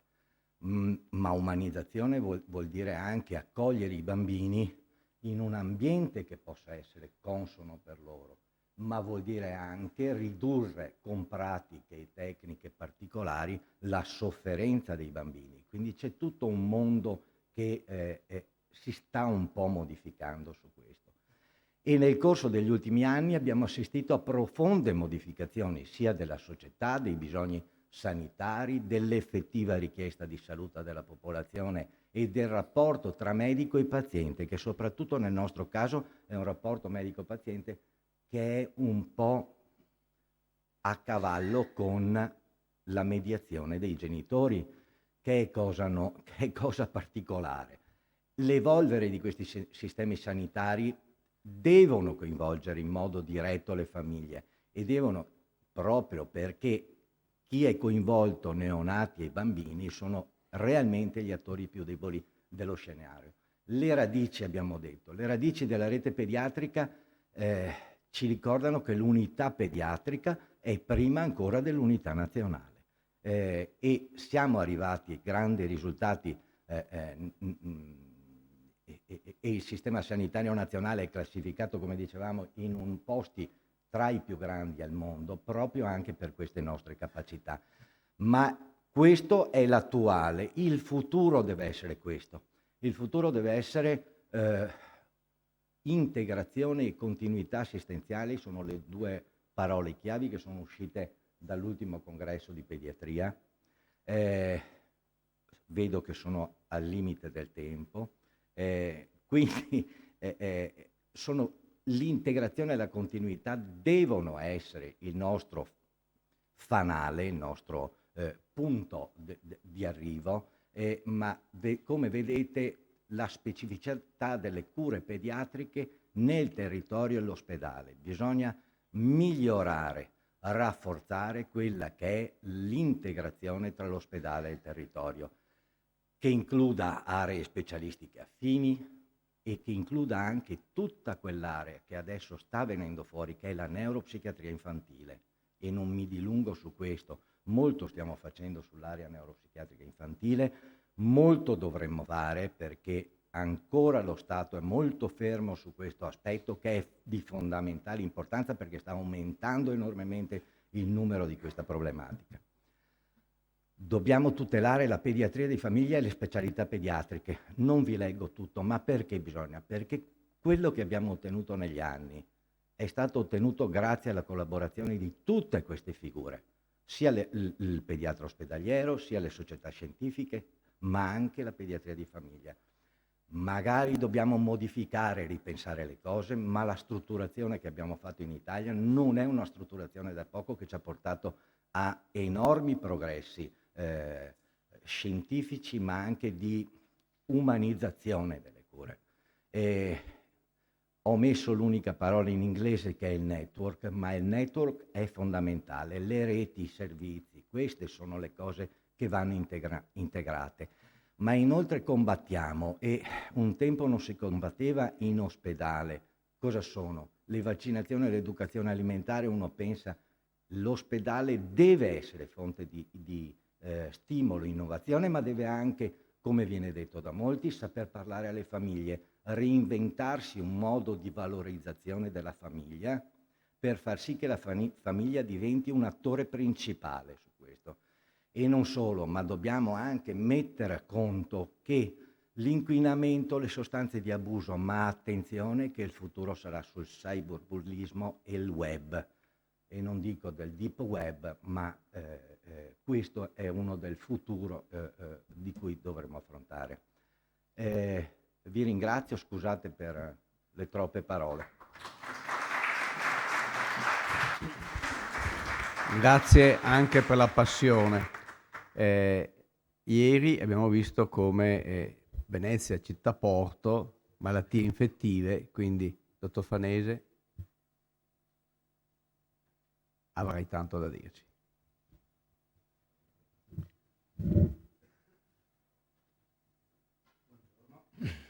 Ringrazio per l'invito, ringrazio il professor Martini, il professor Lorusso, un ringraziamento in particolare al dottor Po per questa opportunità, per questo invito, per il quale non posso che sentire anche partecipi, diciamo così, le persone che mi hanno preceduto nella direzione di malattie infettive qui a Venezia e che io ritengo un po' i miei maestri, e mi sembra giusto citarli, sono il dottor Alfredo Borri, il professor Enzo Raise, che mi pare giusto ricordare oggi. Inizio dicendo che, dico una cosa che è nota a tutti, che il ruolo delle malattie infettive nella storia dell'ospedale di Venezia è sempre stata una storia di grandissimo rilievo. Proprio a Venezia si sono intuiti con grande anticipo rispetto poi alle molto successive scoperte di Pasteur i meccanismi di trasmissione delle malattie infettive. Prima ancora delle evidenze scientifiche, però grazie alla osservazione, soprattutto le patologie infettive a carattere epidemico. Venezia infatti era una città, ricordiamolo, sono dati, io ho preparato una breve relazione con una particolare evidenza sui dati demografici della città, perché se oggi Venezia vive una crisi demografica, l'ha vissuta in senso contrario anche nei decenni scorsi, però l'ha sempre affrontata con grande consapevolezza, e quindi è la nostra sfida futura di affrontare anche questa nuova sfida sociale e demografica nello stesso modo. E in questo il ruolo delle malattie infettive è sempre stato centrale. Dicevo che Venezia tra il XIV e il XV secolo era stata colpita da epidemie gravissime. In primo luogo la famosissima peste nera, che tra il 1347 e il 1349 causò lo sterminio dei 3/5 della popolazione. All'epoca Venezia aveva circa 160.000 abitanti, quindi pensate, venne ridotto, se togliamo i 3/5, veniva ridotta a circa 70 o 60.000 residenti. Un altro dato di grande evidenza demografica è che per l'epoca, per i criteri demografici dell'epoca, siamo in Medioevo, una grande città era una città superiore ai 10.000 abitanti, per cui praticamente nel continente europeo, praticamente solo Parigi e Milano potevano vantare una popolazione più grande. Quindi Venezia era una metropoli internazionale. Questo era il rilievo di Venezia nel mondo, diciamo così, nel primo mondo dell'epoca. Sulla base di queste premesse, il Senato della Serenissima nel 1423 destinò l'isola del Lazzaretto Vecchio a luogo di isolamento per merci e persone in arrivo da porti e nazioni a rischio epidemico. Il nome stesso, Lazzaretto, che ormai è usato in tutto il mondo, origina dalla chiesa ivi costruita di Santa Maria di Nazareth, storpiata poi, questo nome storpiato in assonanza con il santo patrono degli appestati, San Lazzaro. Pochi decenni dopo, nel 1468, sempre il Senato della Serenissima trovò un luogo un pochino più lontano dal centro cittadino, nel Lazzaretto Nuovo, e venne istituita la cosiddetta procedura di quarantena. Anche questa è diventata un esempio per tutto il mondo, per cui la filiera, diciamo così, di gestione di questi arrivi a rischio epidemico per difesa della città, e non solo della città, se permettete, perché poi Venezia era una porta d'ingresso per tutto il continente europeo, venne organizzato sul Lazzaretto Nuovo. Gli eventuali sintomatici che sviluppassero malattia sintomatica venivano poi trasferiti nel Lazzaretto Vecchio. La tradizione poi della collocazione insulare del reparto di malattie infettive di Venezia è continuata fino ad anni recentissimi nell'isola di Santa Maria della Grazia, o detta anche delle Grazie, dove il reparto di malattie infettive, pur diciamo così legato all'ospedale civile di Venezia, era comunque collocato in sede staccata, diciamo così, e qua siamo rimasti fino alla fine degli anni 90. Interessante è vedere, io mi sono riferito proprio, diciamo così, al periodo, all'ultimo secolo. Interessante vedere qual è stato l'andamento demografico della città, sulla base dei censimenti che sono stati effettuati con una certa regolarità, circa ogni 5 anni. Ed è interessante vedere qual è stato il vero e proprio boom demografico nel periodo dell'immediato, a cavallo delle due guerre e dell'immediato dopoguerra. C'è stato un incremento notevolissimo nella città. Certo, era stato costruito Porto Marghera, quindi aveva determinato un forte afflusso in città, in generale, parlo in tutta la città, anche nella terraferma veneziana. Però gli elementi demografici sulla distribuzione di questo incremento demografico ci dimostrano che una gran parte di questi ingressi in città avvenivano proprio nel centro storico. Quindi Venezia non si è, diciamo così, la migrazione al di fuori di Venezia è cominciata successivamente. In questo periodo, io mi riferisco al periodo prebellico e all'immediato dopoguerra, Venezia, centro storico, vide un enorme afflusso di persone e visse così un'importante crisi abitativa.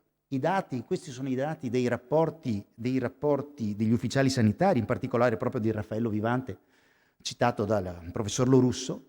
Ci sono dei rapporti, questo è un rapporto del 1935, che evidenziava una crisi abitativa di primissimo ordine, permettetemi, con 50.000 persone sui circa 150-160.000 residenti in alloggi sovraffollati, di queste 24.000 persone in alloggi criticissimi, senza acqua e senza latrine, 14.000 in alloggi senza acqua, 9.300 alloggi dichiarati inabitabili e di questi in particolare 1.200 definiti a piano terra, umidi, addirittura alcuni sotto il piano stradale.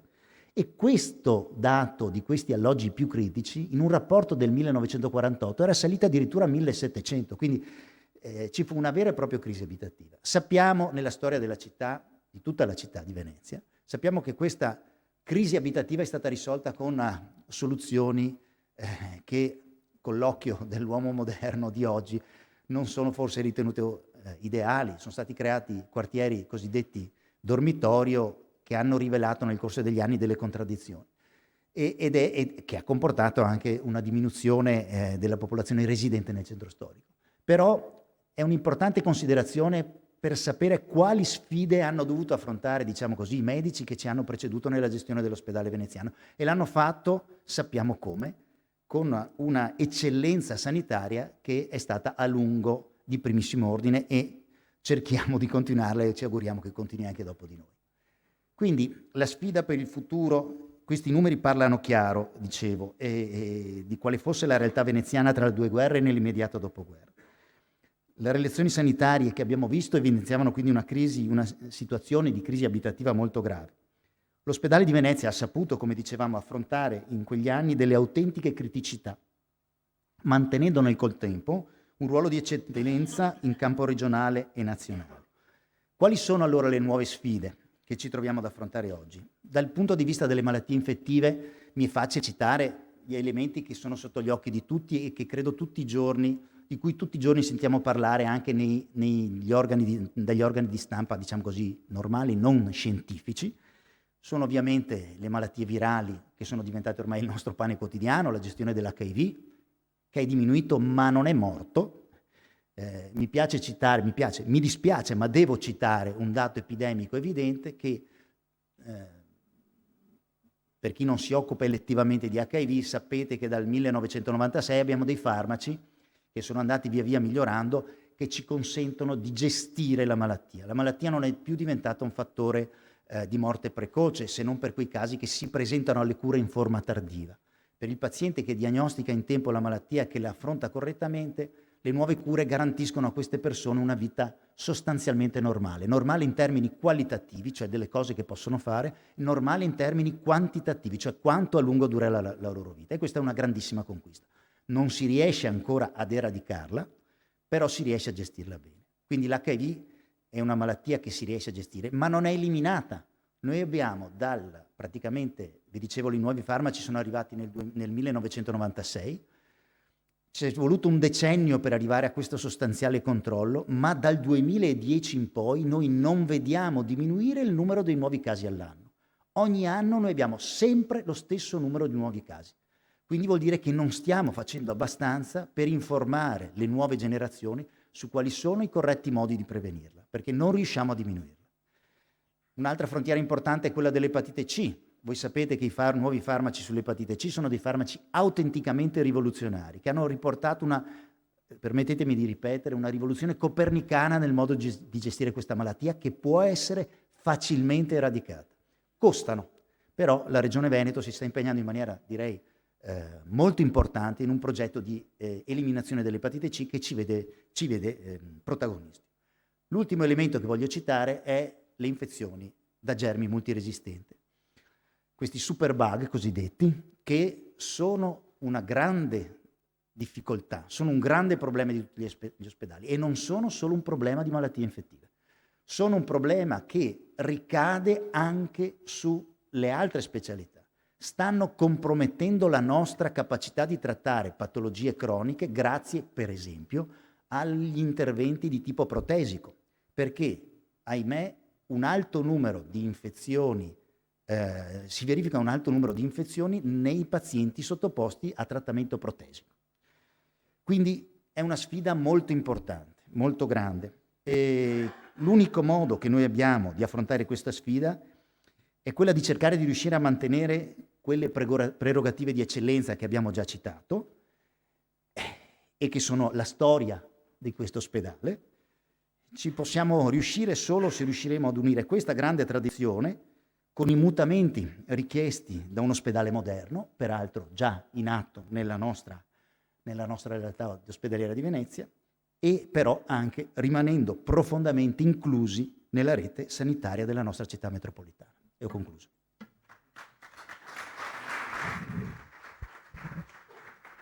Ti ringrazio. Allora, l'ordine che ho ricevuto è che la discussione sarà alla fine. Allora, invito il professor Porro a venire, però prima c'è l'intervento dell'amico Merenda.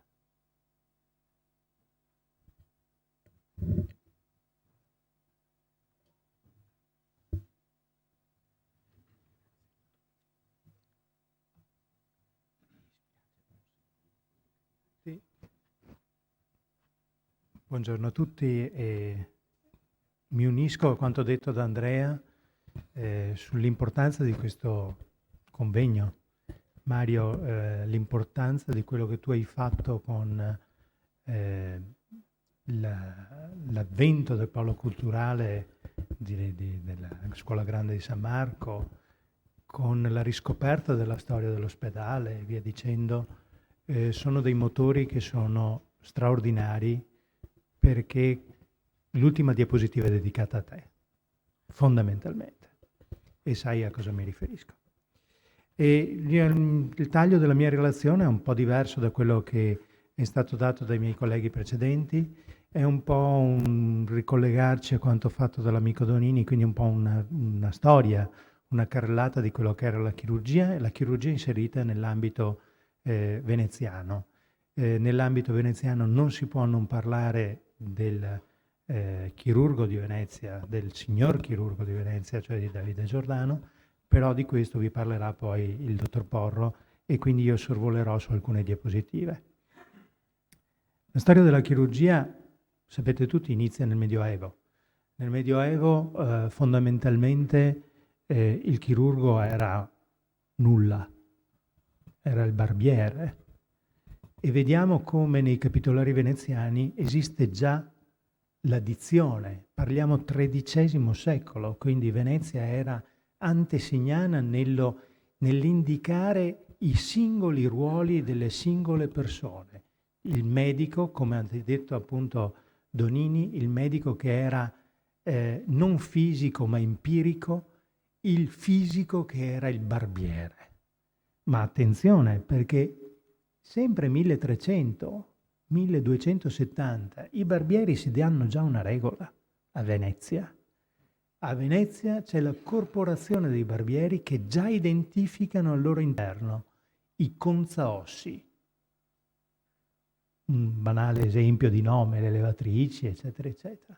Quindi già nel 1300 comincia ad esserci una differenziazione dei singoli ruoli all'interno di questi barbieri che non erano medici.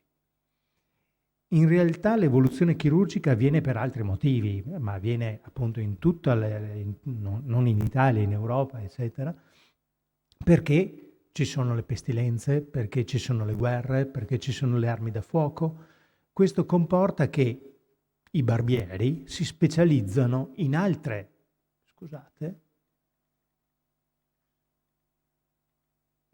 decisamente ho sbagliato, in altre cose caratteristiche, quindi l'estrazione di corpi estranei, le emorragie, le ferite, e quindi comincia ad esserci una sorta di manualità. E difatti i barbieri hanno gli strumenti, oltre alle loro mani. Cosa cambia? Cambia che occorre la conoscenza anatomica per fare il chirurgo. Ed ecco che comincia lo studio anatomico. Venezia è al centro dello studio anatomico. Tant'è vero che già nel 1368 la Serenissima obbliga i medici ad assistere a un'autopsia. Questa è una cosa eccezionale nel panorama. Cioè, noi profaniamo il cadavere per studiare l'anatomia. E nel 1488 addirittura la mensa anatomica mobile. Insomma, abbiamo già fatto i primi ECM. La Repubblica Serenissima era estremamente previdente ed estremamente avanti, precursore nel tempo.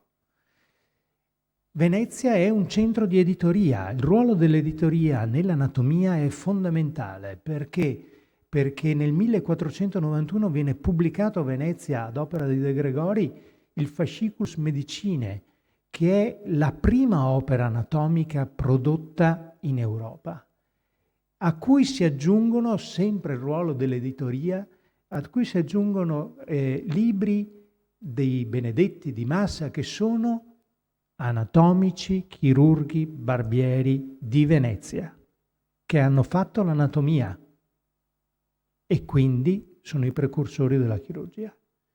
E poi Vesalio. Vesalio, partito dal Belgio, è passato per Venezia per arrivare a Padova, dove poi è diventato quello che è diventato. E Vesalio ha pubblicato a Venezia le tabule anatomiche. Quindi l'editoria come promotore dell'anatomia. E l'anatomia che cosa causa? Chiaro che causa l'avvento della chirurgia moderna, virgolette, non siamo ancora alla chirurgia moderna, ma causa anche questo.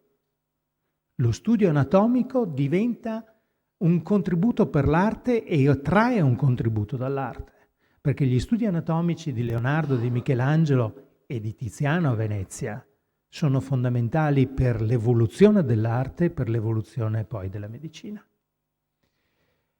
Gli storici parlano di questi anatomici a Venezia nell'epoca, parliamo 1400, quindi ricordiamo Niccolò Massa, Alessandro Benedetti, sono tutti barbieri che pubblicano. Giovanni Andrea della Croce, parliamo sempre 1500, quindi pensate, parla di chirurgia universalis opus absolutum, e vedete di che cosa parla.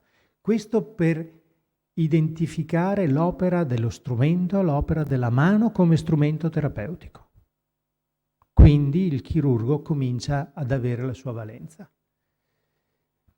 Cambiamo argomento e vediamo appunto quella che è stata l'evoluzione storica, un po' riprendendo quelli che sono stati discorsi già fatti anche da Panese. A Venezia in realtà anche qui la Serenissima dimostra la sua lungimiranza. Perché? Perché se è vero che il primo ospedale generale riunito è quello di Milano ed è fondato nel 1448, ma il secondo è del 1449, è Bergamo, gli ospedali riuniti di Bergamo, ma Bergamo era Venezia all'epoca, era sotto il dominio veneziano, quindi era già amministrazione veneziana che capisce la necessità di organizzare gli ospedali riuniti. Venezia è in una posizione totalmente diversa, perché Venezia è nella posizione che diceva Panese. A Venezia c'erano ospizi, c'erano tante piccole strutture che ospitavano gli indigenti e che facevano anche medicina. Ma sempre 1500, guardate come l'assonanza delle date è sempre quella, nel 1500 le pestilenze, le epidemie, il tifo comporta la presa di posizione dello Stato, quindi di nuovo lo Stato, la Serenissima, che precorre i tempi e riorganizza l'ospedale, l'ospitalità, e crea i primi 4 ospedali, tra cui anche quello che oggi è il San Giovanni Paolo.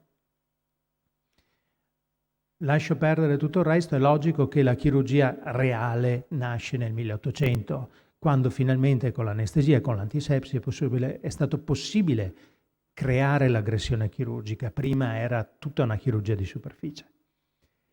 E qui sorge Davide Giordano. Davide Giordano, io faccio una piccola excursus, perché forse non si è notato nel corso di tutte le relazioni. Davide Giordano, 1864-1954, 90 anni. Se voi avete fatto caso alle relazioni di tutti coloro che hanno parlato, la storia della medicina veneziana è in questo periodo. Fondamentalmente tutti i grandi medici veneziani sono fine 800, primi 900, a cavallo della Seconda Guerra Mondiale, dopodiché non se ne parla più, fondamentalmente. Volevo solo fare questo anticipo. Davide Giordano, ne parlerà appunto il dottor Porro dopo, per cui non voglio dilungarmi qui, ma sapete tutti, è un valdese, nasce a Courmayeur, si laurea a Torino, diventa primario a Bologna, diventa primario a Venezia nel 1894, a 30 anni. Erano altre epoche, altri tempi, è rimasto primario 40 anni. Ecco perché anche la possibilità di entrare in un contesto sociale, perché questi primari hanno vissuto il loro primariato per un periodo estremamente lungo. Chirurgo generale, nel vero senso del termine, all'epoca non esistevano le chirurgie specialistiche, quindi è un chirurgo che spazia su tutto. Non possiamo non ricordare che esiste il segno di Giordano in urologia in semeiotica, quindi è la base della medicina. Giordano ha dato un segno semeiologico di base. Addirittura gli ortopedici nel 2013 parlano di Davide Giordano, il chirurgo valdese che lasciò un segno nell'ortopedia. Quindi è un chirurgo a tutto tondo, è un chirurgo che ha fatto di tutto. Ma i suoi 40.000 interventi, come è stato detto ieri, sono riduttivi. 40.000 interventi non significano essere bravi. Essere bravi significa qualcos'altro, e so che il dottor Porro vi dirà qualche cosa riguardo le capacità di quest'uomo, che poi era un uomo pubblico, per i motivi che abbiamo detto prima. Era un uomo pubblico perché è diventato sindaco, perché è diventato commissario, perché è stato presidente dell'H. Foscari, è stato presidente dell'Istituto Veneto, è stato membro di diverse commissioni a livello di Senato del Regno è stato senatore del Regno d'Italia, per i motivi che abbiamo già sentito ieri. Attenzione che purtroppo non dobbiamo dimenticare le diverse figure politiche presenti a Venezia, ma era commendatore dell'ordine, quindi è stato un uomo pesantemente politico in una Venezia che era la Venezia dell'epoca. Dopo ne parleremo. È stato anche uno storico. È stato uno storico perché ha pubblicato numerosi libri di storia della medicina, è stato anche presidente della Società Internazionale di Storia della Medicina, quindi veramente un uomo a tutto tondo, non solo un chirurgo. E qui vengo alla fine del mio discorso, forse un po' polemico, virgolette, e completamente in controtendenza con quanto è stato detto prima. La Venezia di Giordano, quindi la Venezia del periodo a cavallo della guerra, come ha detto Panese, era una Venezia diversa. Era una Venezia diversa perché c'erano 165.000 abitanti, nel 1946 ce n'erano 175.000. Abbiamo visto come l'esplosione demografica di Venezia è del 1950. C'erano 10 ospedali, 5 reparti di chirurgia, più o meno. Dopo gli storici potranno anche correggermi probabilmente, ma questi sono i dati che ho riportato, ma non importa. Oggi 52.000 abitanti, 2 ospedali e un reparto di chirurgia. E questo vi dice quale è l'effetto della società nei confronti dell'ospedale. Tutti avete parlato di cosa dobbiamo fare noi come ospedale, ma la città cosa sta facendo all'ospedale? Cioè, cosa subisce l'ospedale da parte della città? Subisce questo. I chirurghi del dopoguerra sono facili da nominare perché tutti conoscono Dalle Vacche, Visconti, Tremolada per ultimo come grande chirurgo veneziano. Ricordate questi numeri e pensate a questo. A Venezia esiste la gondola, esistono le barche veneziane, esistono gli squeri che sono la fabbrica delle barche veneziane. Non possiamo immaginare Venezia senza la gondola, è impossibile. Questa è una introduzione di un libro sulle barche di Venezia che mi fregio di avere e che Mario ha visto e che è una pubblicazione eccezionale. E questa è una metafora, appunto, perché ai tempi della Repubblica di Venezia quante calle dello Squero c'erano a Venezia? Quanti squeri c'erano? Perché ce n'erano a Castello, a Riva Sette Martiri, a Dorsoduro, a Giudecca. Poi è arrivata la motorizzazione, poi sono arrivati i motori, è arrivata la necessità di andare in fretta. Adesso siamo limitati all'uso quasi turistico delle barche di Venezia. E questo ha comportato questo, che oggi ci sono solo 6 squeri, ma non sono 6, perché dei 3 squeri che ci sono a Dorsoduro solo 2 sono attivi come squeri, cioè come cantieri di produzione. E questi 2 squeri di Dorsoduro producono solo gondole, mentre le imbarcazioni tipiche sono prodotte solo negli squeri che sono fuori dal centro storico, quindi siamo a Castello, siamo alla Giudecca, fuori dal centro storico per non dire i centri nobili naturalmente. Questo comporta quindi una riduzione del numero della produzione, comporta una perdita culturale nei confronti della costruzione della barca di Venezia. E ricordiamoci che è il patrimonio storico che identifica un popolo o la città.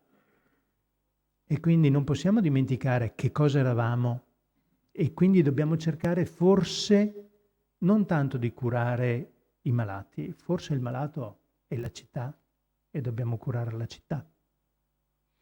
Dottor Porro, a lei per il Davide Giordano.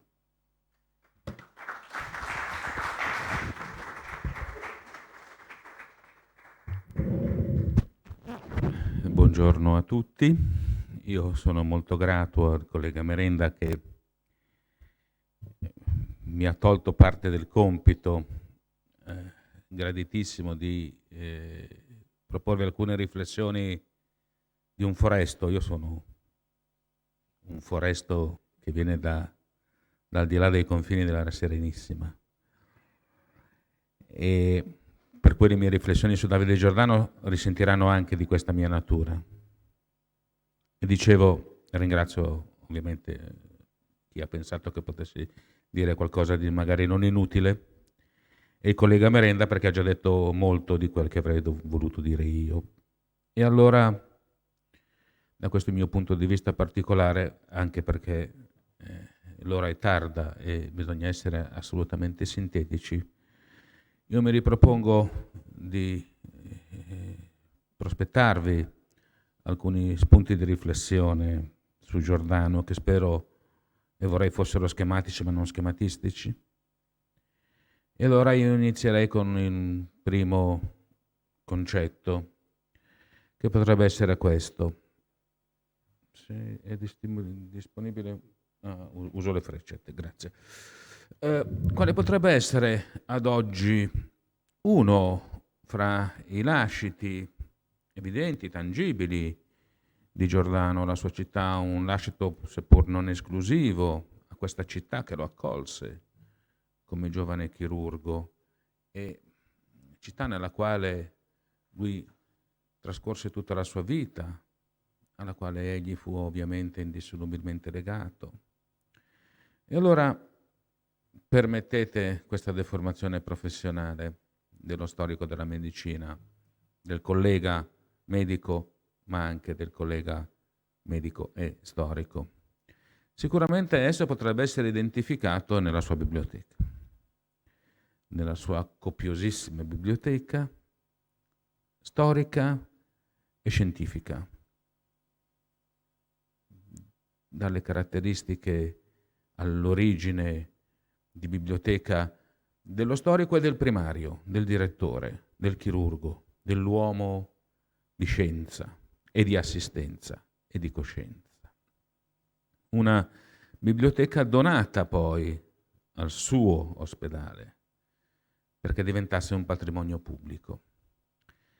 Questa biblioteca per almeno 50 anni è stata vissuta, è stata goduta in modo quasi esclusivo dalla componente ospedaliera. perché era inserita, faceva parte del contesto della biblioteca scientifica ospedaliera dell'ospedale civile. Era conosciuta anche naturalmente dagli storici della medicina, da chi potesse godere delle preziosità bibliografiche in essa contenuta. E questa biblioteca di Davide Giordano seguì il destino della biblioteca in quanto biblioteca ospedaliera. Oggi, finalmente, assieme ad altri importantissimi fondi librari, pensate al Fondo Iona, figura già tratteggiata precedentemente, il Fondo Giordano, la Biblioteca di Giordano, costituisce una parte di grandissima rilevanza della Biblioteca di Storia della Medicina e nel compendium culturale museale della Scuola Grande di San Marco essa è una componente essenziale. E noi possiamo valutarla questa evenienza non solo visitando soprattutto la prima parte dell'attuale esposizione nella sala capitolare, ma anche consultando i volumi della biblioteca e anche visitando le esposizioni temporanee che periodicamente vengono allestite anche con il conforto e il supporto dei volumi della biblioteca. E allora il primo spunto di riflessione è proprio questo. In questo modo il lascito di Giordano al suo ospedale e alla sua città diviene effettivamente un patrimonio fruibile da tutta la cittadinanza e dalla collettività. Un secondo spunto di riflessione è quello sull'attività di Davide Giordano come amministratore pubblico. È stata già accennata, è talmente nota che non sarò certo io a soffermarmi su questi aspetti. Una rapidissima citazione che tutti integriamo in qualche modo: il suo servizio quale sindaco, la nomina senatoriale, la presenza nelle istituzioni accademiche, scientifiche, culturali, cittadine. Possiamo rimandare alle varie ergobiografie, ai vari ricordi redatti in vari tempi dai principali estimatori di Giordano per riconoscere tutti questi tratti della sua attività. Qui vi cito esemplificativamente, sinteticamente, 2 esempi di pubblicistica relativa alla figura di Davide Giordano. Alla destra troviamo la commemorazione che Umberto Saraval, si parlerà nel prosieguo di questa riunione di questo altro grande personaggio, grandissimo personaggio della sanità veneziana e dell'ospedale civile.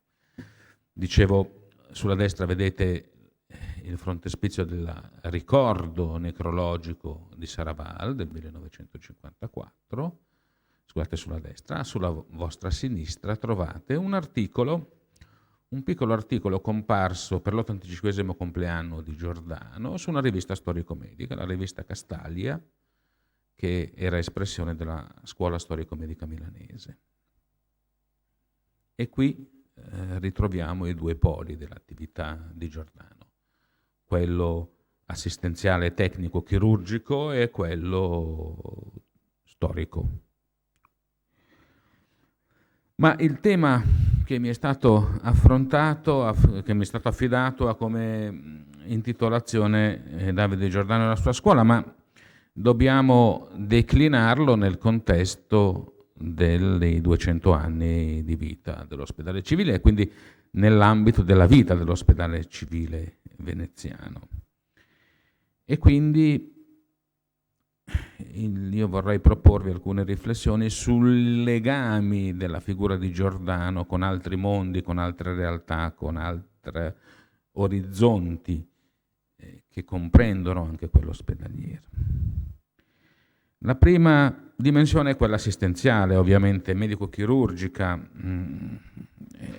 Potrebbe essere un'ovvietà ricordare che a qualunque persona che varchi la soglia del portico delle colonne dovesse essere data la massima assistenza in scienza, coscienza, tecnica, attualità, forza assistenziale.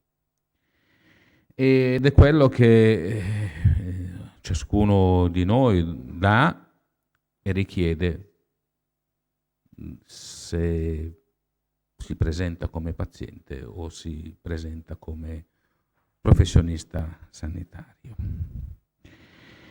Ma allora una dimensione che è sempre citata, ma a mio modo di vedere è sottovalutata nell'ambito dell'attività di Giordano nei confronti della sua Venezia, è la dimensione formativa. Tutti noi citiamo solitamente la presenza nella scuola Minic, nella scuola pratica di medicina, e siamo tutti d'accordo. L'attività di Giordano nei confronti dell'insegnamento della scuola Minic è assolutamente fondamentale, è un enorme rilievo.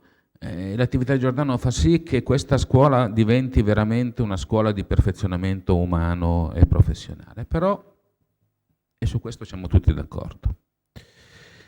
Però esistevano altri modelli formativi che proprio nel periodo della direzione di Giordano e proprio nel periodo dell'attività dell'ospedale civile negli anni 20 del secolo scorso furono attuati, e questi sono meno noti, meno sottolineati. La prima struttura formativa è quella dei corsi accelerati per i medici condotti che si svolgevano all'interno dell'ospedale. E quindi è assolutamente evidente come attraverso questi corsi il messaggio alto dell'attività dell'ospedale civile si potesse irradiare sul territorio. Quando i medici condotti formati tornavano ai loro paesi, applicavano quel che l'ospedale civile veneziano aveva loro proposto in termini di insegnamento. Oggi il nostro riferimento sono i colleghi di medicina generale, che con brutte sigle vengono identificati spesso con la sigla IMMG. E esiste poi un'altra iniziativa formativa che si sviluppò particolarmente in quel periodo, meno nota ancora. I corsi residenziali estivi venivano chiamati internati estivi per laureati e laureandi. Il collega Palladino oggi ci ha parlato di summer school. Erano vere e proprie summer school.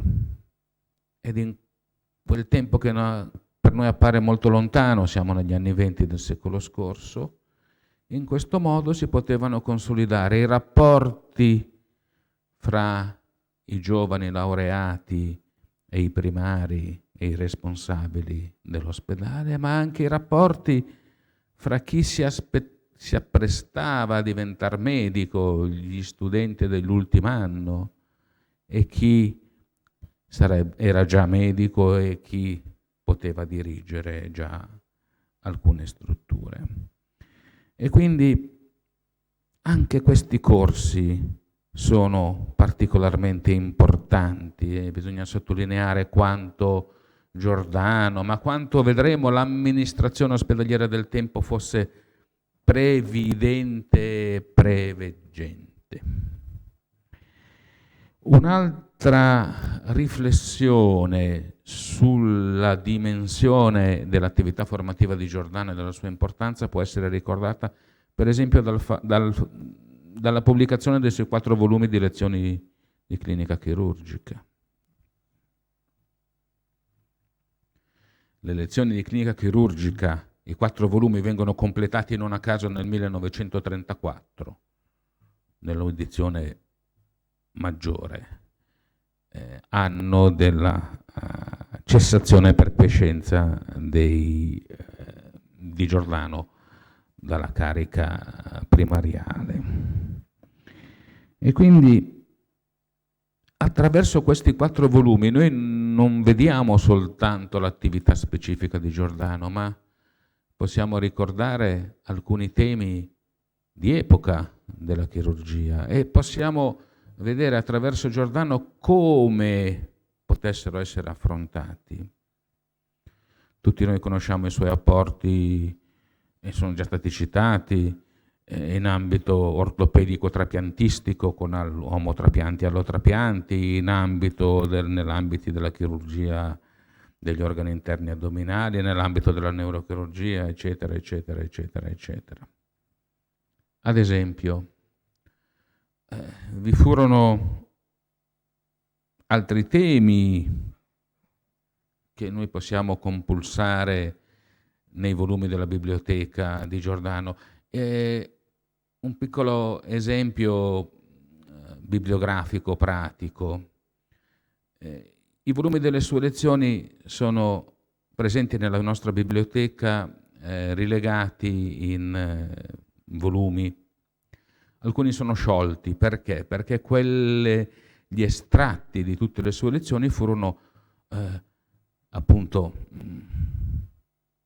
frazionati da quei volumi, riorganizzati in vista di un ordinamento cronologico della pubblicazione. E allora in quei 4 volumi noi abbiamo quindi un'indicazione di tanti temi. Per esempio, nelle prime lezioni di Giordano degli ultimi anni del XIX secolo possiamo ricordare il tema della chirurgia uterina, che lui affrontò fra il 1897 e il 98, i temi della chirurgia di ambito urologico espressamente affrontati nel periodo precedente alla Prima Guerra Mondiale, dal 10 al 14, il tema della chirurgia vascolare e delle rivascolarizzazioni che emerge negli anni 20 e così via, potremmo continuare a lungo. Un altro aspetto interessante è quello della presenza degli allievi a questi corsi. Anche qui si tratta di poche righe, pochi cenni nelle biografie di Giordano, quasi incidentali. Sì, alle sue lezioni partecipavano medici provenienti da ogni parte del mondo. E no, questa era la dimensione veramente internazionale di quelle summer school, perché proprio a questa formazione possono fare riferimento. In questo elenco, lo vedete, di allievi di Giordano, nel quale io non voglio sottolineare i singoli nomi, ma voglio sottolineare i luoghi geografici di attività, che comprendono tutto il Veneto, da Portogruaro a Mota di Livenza, a Spilimbergo, andando nel Friuli, a Udine, a Cittadella, a San Daniele, a Treviso e così via. Abbiamo anche allievi armeni, allievi dell'Europa orientale, allievi all'epoca di questo lavoro di Polichetti, Germania dell'Est. E quindi veramente la citazione di questi allievi fa riferimento all'importanza di queste attività formative autenticamente internazionali. Oggi si parla di ospedali di insegnamento, di internazionalizzazione dell'insegnamento, e questo si faceva già a Venezia. Naturalmente non mancava mai una annotazione storica, e su questo non mi trattengo, è nota a tutti l'importanza per Giordano della riflessione storica. Questo è solo un piccolo esempio dei suoi allievi. Vorrei però delineare alcune figure di allievi. Li vedete già citati anche inizialmente. Se ne parlerà. La prima figura è quella di Salomone Enrico Emilio Franco, anatomopatologo, del quale io voglio sottolineare però non tanto l'attività come anatomopatologo, come direttore, diciamo, dei laboratori qui, ma se ne parlerà, altri colleghi parleranno di questo. Vorrei solo sottolineare la dimensione cosmopolita, che da Trieste a Venezia, a Lisbona, a Pisa, a Bari, a Gerusalemme, renderà questa figura veramente esemplificativa di una realtà che univa tutte le sponde del Mediterraneo, e non solo per l'interesse precipuo di Franco per la leishmaniose, per il bottone d'Oriente, ma anche perché Salomone Enrico Emilio Franco è uno dei tanti esponenti, li abbiamo già visti, di questa realtà ebraica veneziana che era autenticamente cosmopolita. Saraval è un altro allievo di Franco e anche di lui si parlerà. Una seconda figura che voglio sottolineare è quella di Pietro Spandri. Una delle lettere che ci ha mostrato il collega Lorusso era firmata da Spandri come direttore dell'ospedale.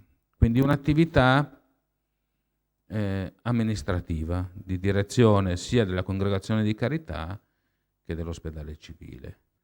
E il primo spunto di riflessione è che proprio a Spandri e a Giordano si deve questa idea di istituzionalizzare gli internati estivi di formazione interna ed internazionale.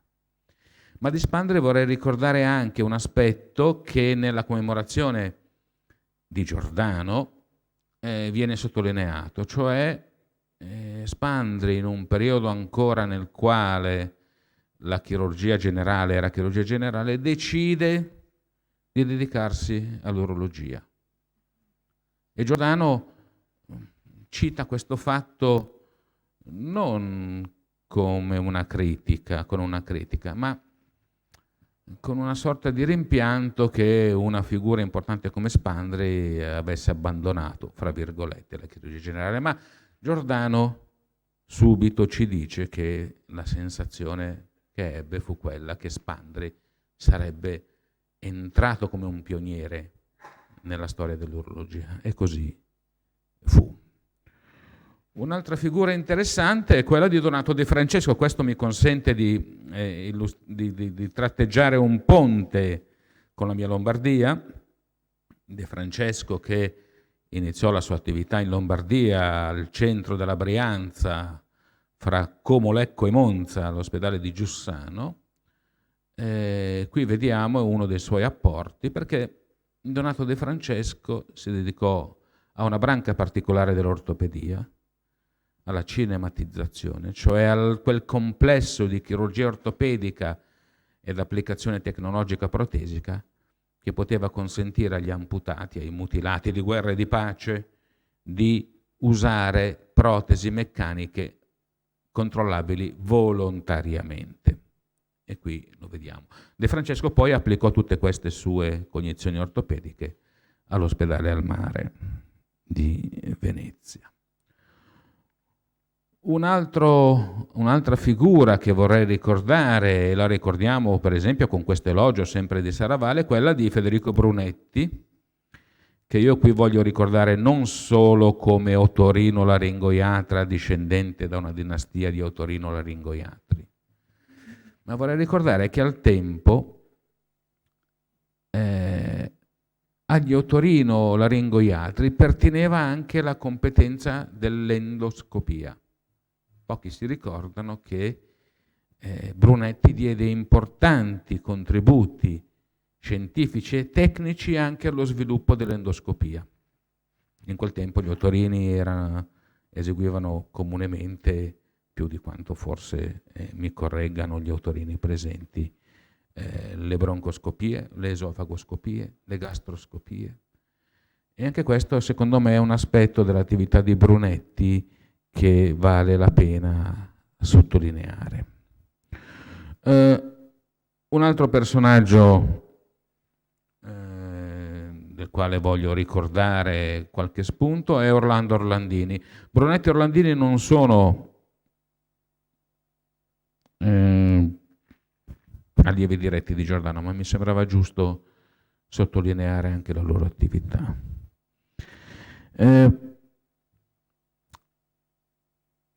Con Orlando Orlandini io non voglio entrare nei discorsi che tutti conosciamo della cura dell'orbo veggente, d'Annunzio, però ricordiamo che la cura, il consulto e la cura dell'occhio di D'Annunzio fu condotta qui a Venezia. Ma io vorrei con questo esempio ricordare che questi nostri maestri, questi nostri predecessori, erano inseriti in un contesto cittadino culturale più ampio, non erano chiusi nella torre d'avorio meravigliosa dell'ospedale civile. Per esempio lo stesso Salomone Enrico Emilio Franco in gioventù era stato in qualche modo adottato dalla famiglia Olper e la famiglia Olper teneva aperto un salotto, diciamo così, nel quale si potevano incontrare gli esponenti della famiglia Modigliani. E citando Orlandini posso dire che tutti questi nostri predecessori sono gli anelli di una catena che arriva fino a noi. E per la oculistica veneziana possiamo fare un riferimento che va da Bernardino Astolfoni, grande oculista della metà del Settecento, di ambito chirurgico, empirico, al Conte Gradenigo, è stato già citato, il suo contraltare dermatologico. Quindi espressione di un impegno ottocentesco del patriziato veneziano nell'ambito della scienza. Veramente per motivi di tempo chiudo e riporto anch'io questa immagine del 1929. Alcuni medici che abbiamo citato li ritroviamo qui, Brunetti, l'ultimo a destra, Giordano, a 2 passi di distanza Iona. Erano tutti i primari dell'ospedale, questa forza che operava sinergicamente. Certo con le differenze, perché non tutti stavano vicini, insomma, Giordano e Iona avevano una certa differenza ed erano anche un po' distanti, ma tutti operavano per il bene, per la carità, per la filantropia, in scienza e coscienza, e rendevano l'ospedale civile un vero onore e decoro della città. E anch'io, onorato di aver potuto dire questi miei pensieri, termino e vi ringrazio.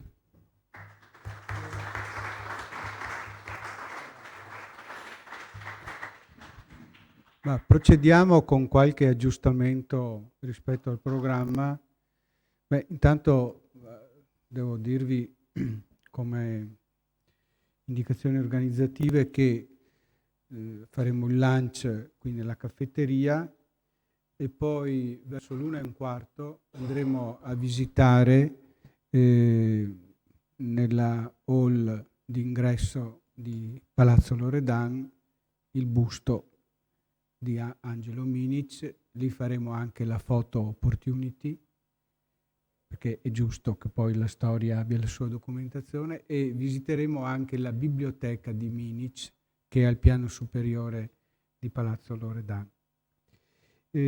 Ma mi pare che adesso abbiamo una serie di elementi su cui possiamo impostare una discussione,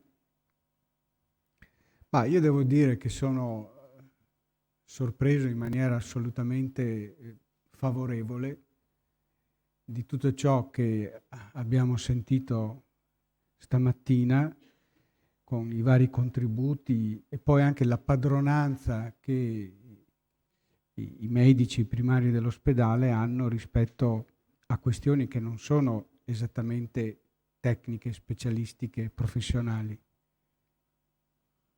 Questo denota, come dire, una maturità, come dire, che fa ben sperare anche per altri ruoli, perché siamo qui anche per affermare la presenza dell'ospedale come istituzione e come compagine medica nella città e nel contributo che si può dare alle altre istituzioni della città.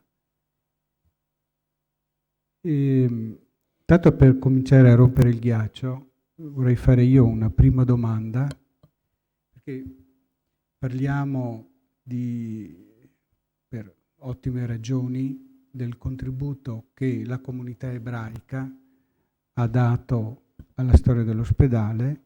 Tra l'altro, qui è arrivato poco fa, c'è il figlio del professor Saraval, l'ingegnere Enrico Saraval, anche in funzione di un annuncio importante che sarà fatto nel pomeriggio. E dicevo che parliamo spesso e con cognizione di causa del contributo formidabile che la comunità ebraica attraverso i suoi figli ha dato alla storia dell'ospedale. Parliamo meno del contributo che la comunità armena ha dato alla storia dell'ospedale. E ci sono delle figure che sono state anche citate di origine armena, di famiglia armena, di tradizione armena, venezianizzate e che sono presenti nella nostra storia. Ecco, quindi se non oggi troveremo un'occasione anche per affrontare questo tema. L'altra considerazione, così per introdurre questa parte di discussione, è che credo che oggi, più che chiudere delle questioni, ne stiamo aprendo, ma in maniera importante e anche numerose. Tanto che sarei francamente sollecitato dal proporvi, se non sia il caso, di affrontare nel tempo alcune di queste questioni che sono emerse e che appartengono, come è stato detto dal dottor Bonanome, dal dottor Merenda e da altri, alla nostra identità. E io trovo che sia veramente un segno straordinario quello che sta accadendo tra ieri e oggi, di questa ripresa della nostra identità. Non è accaduto molto da quello che conosco, almeno negli ultimi 7-8 anni, non è accaduto molto spesso che il nostro ospedale, i nostri medici si siano confrontati in modo così organico con l'identità storica, culturale, scientifica dell'ospedale. Lo stiamo facendo, forse non era neanche questo il nostro obiettivo, ma sta emergendo questo in maniera, secondo me, molto forte, molto importante, e non dobbiamo perdere questo filone. Per cui mi sentirei di proporre che accanto alla formazione e all'aggiornamento più che doveroso che i primari, i reparti organizzano periodicamente su temi medico-scientifici, magari si comincia ad affrontare anche altre tematiche che sembrano un po' a latere, ma in realtà sono forse il presupposto per tutto il nostro quotidiano. Ecco, adesso solleciterei, vostre considerazioni. Anche quelli che hanno già fatto gli interventi possono reintervenire, però siccome vedo un amico armeno,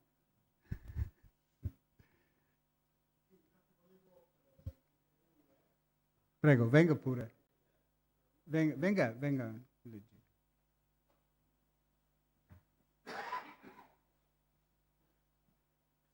Signori, buongiorno, io sono Giovanni di Kramegighian, sono di origine armena, ho fatto il collegio armeno a Venezia e abito a Venezia, per cui volevo ringraziare il dottor Po per la sensibilità che dimostra nei confronti delle comunità che sono passate per Venezia, perché è stato, insieme con Parigi, Venezia, il più grande polo di attrazione della comunità armena dell'Ottocento, il luogo in cui è nato lo spirito nazionale armeno.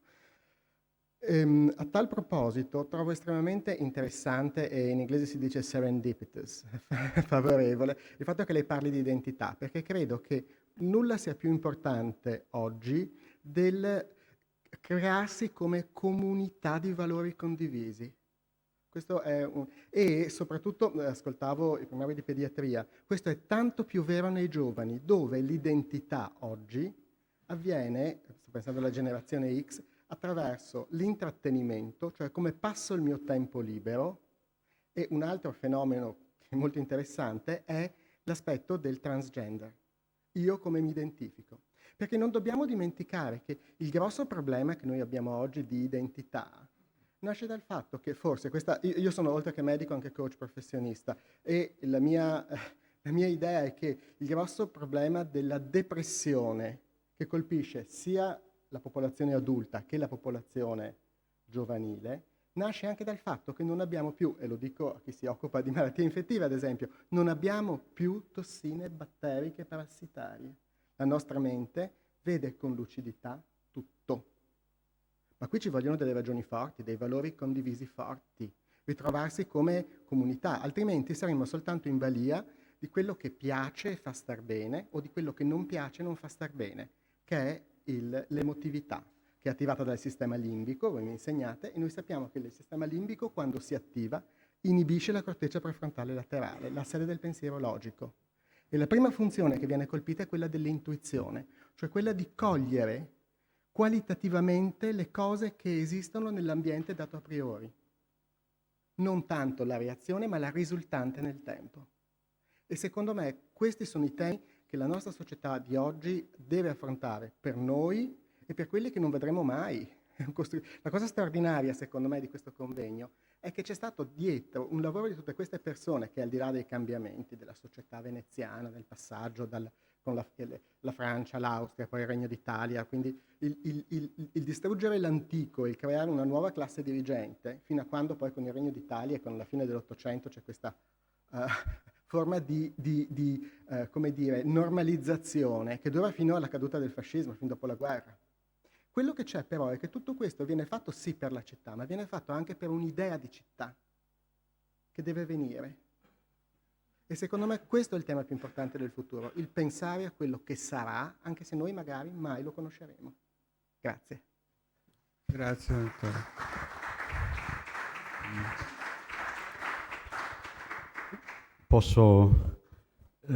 Il concetto di identità però generalmente può essere fuorviante, nel senso che identità può delimitare e non aprire. Questo è molto importante. Il concetto di Venezia è quello di, appunto, di aver integrato, quindi sì essere, diciamo, di avere una propria identità, ma non definirla come tale, perché si è aperta a diverse comunità, si è aperta a diverse realtà, non solo di tipo medico, ma anche di tipo civile e di tipo sociale. Qui bisogna stare molto attenti, perché l'identità più delle volte indica un segregare.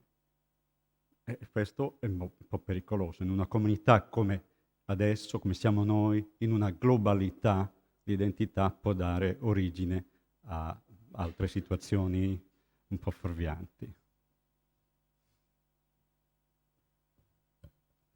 Sandro. Dottor Cabassi.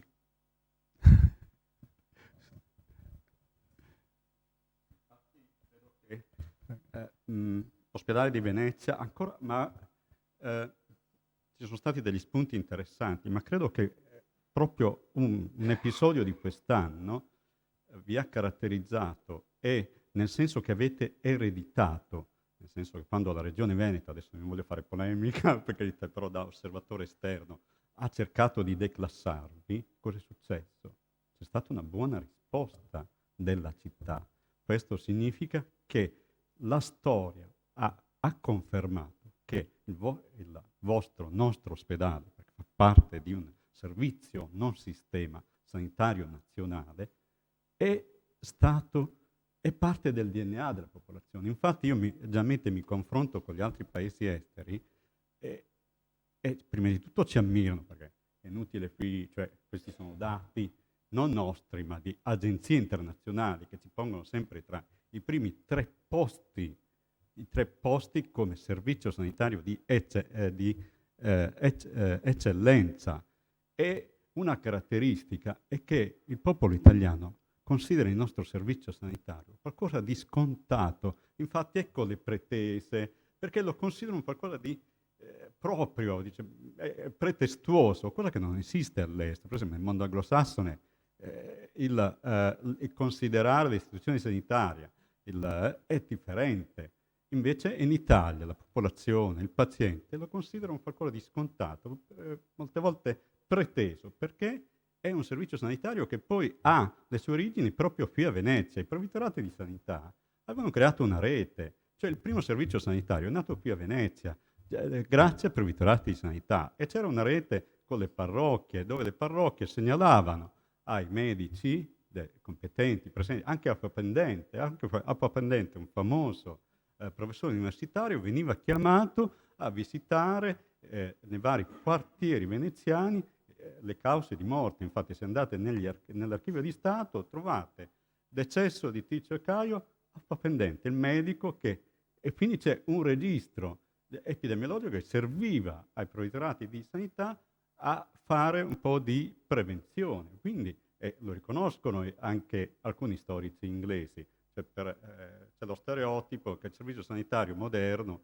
nazionale è nato in Gran Bretagna con il National Health System, ma non è così. Storicamente è nato proprio qui. Questo forse può essere anche la giustifica perché nella nostra nazione il servizio sanitario nazionale è considerato parte appunto di un percorso e un DNA di tipo culturale.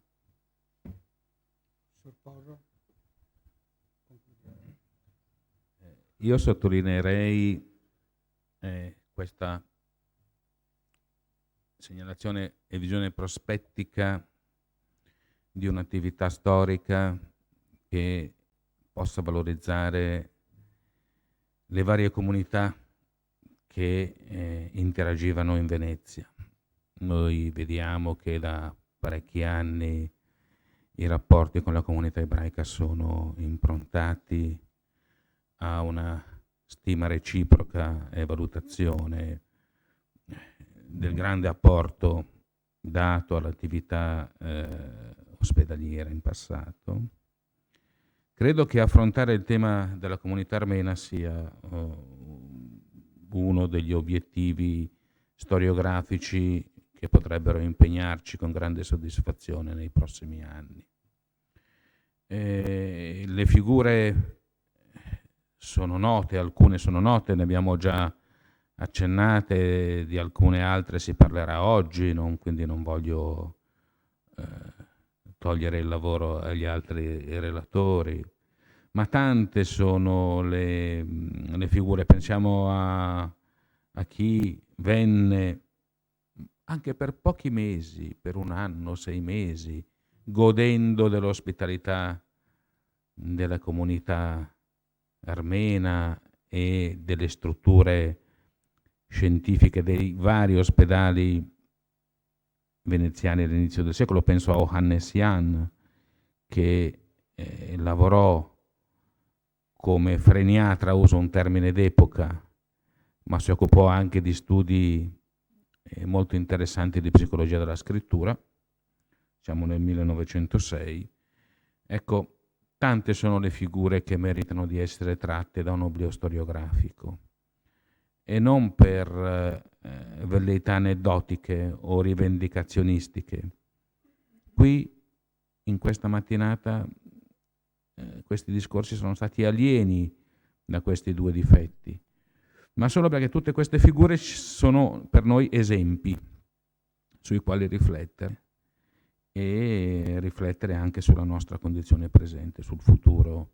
Non essendo ancora stata validata la bontà dell'uso delle sfere di cristallo, non prenderei impegni, ma sull'utilità di una riflessione storica che ci mostra come i nostri predecessori avessero spesso affrontato i nostri stessi problemi con risultati ovviamente confacenti alla loro temperia culturale e ai loro mezzi. Ecco, una riflessione di questo genere può essere utile, e costruire il mosaico delle comunità veneziane che interagirono con l'ospedale civile può essere, secondo il mio modestissimo parere, un buon modo di proseguire nei nostri lavori storiografici. Bene, allora direi che possiamo adesso sospendere i lavori per la pausa pranzo. Il lunch avviene nella sala del biliardo, che è qui a fianco. Poi ci diamo appuntamento all'1:20 nel giardino e assieme andremo a fare la visita a Palazzo Loredan e saremo poi qui puntualmente alle 14.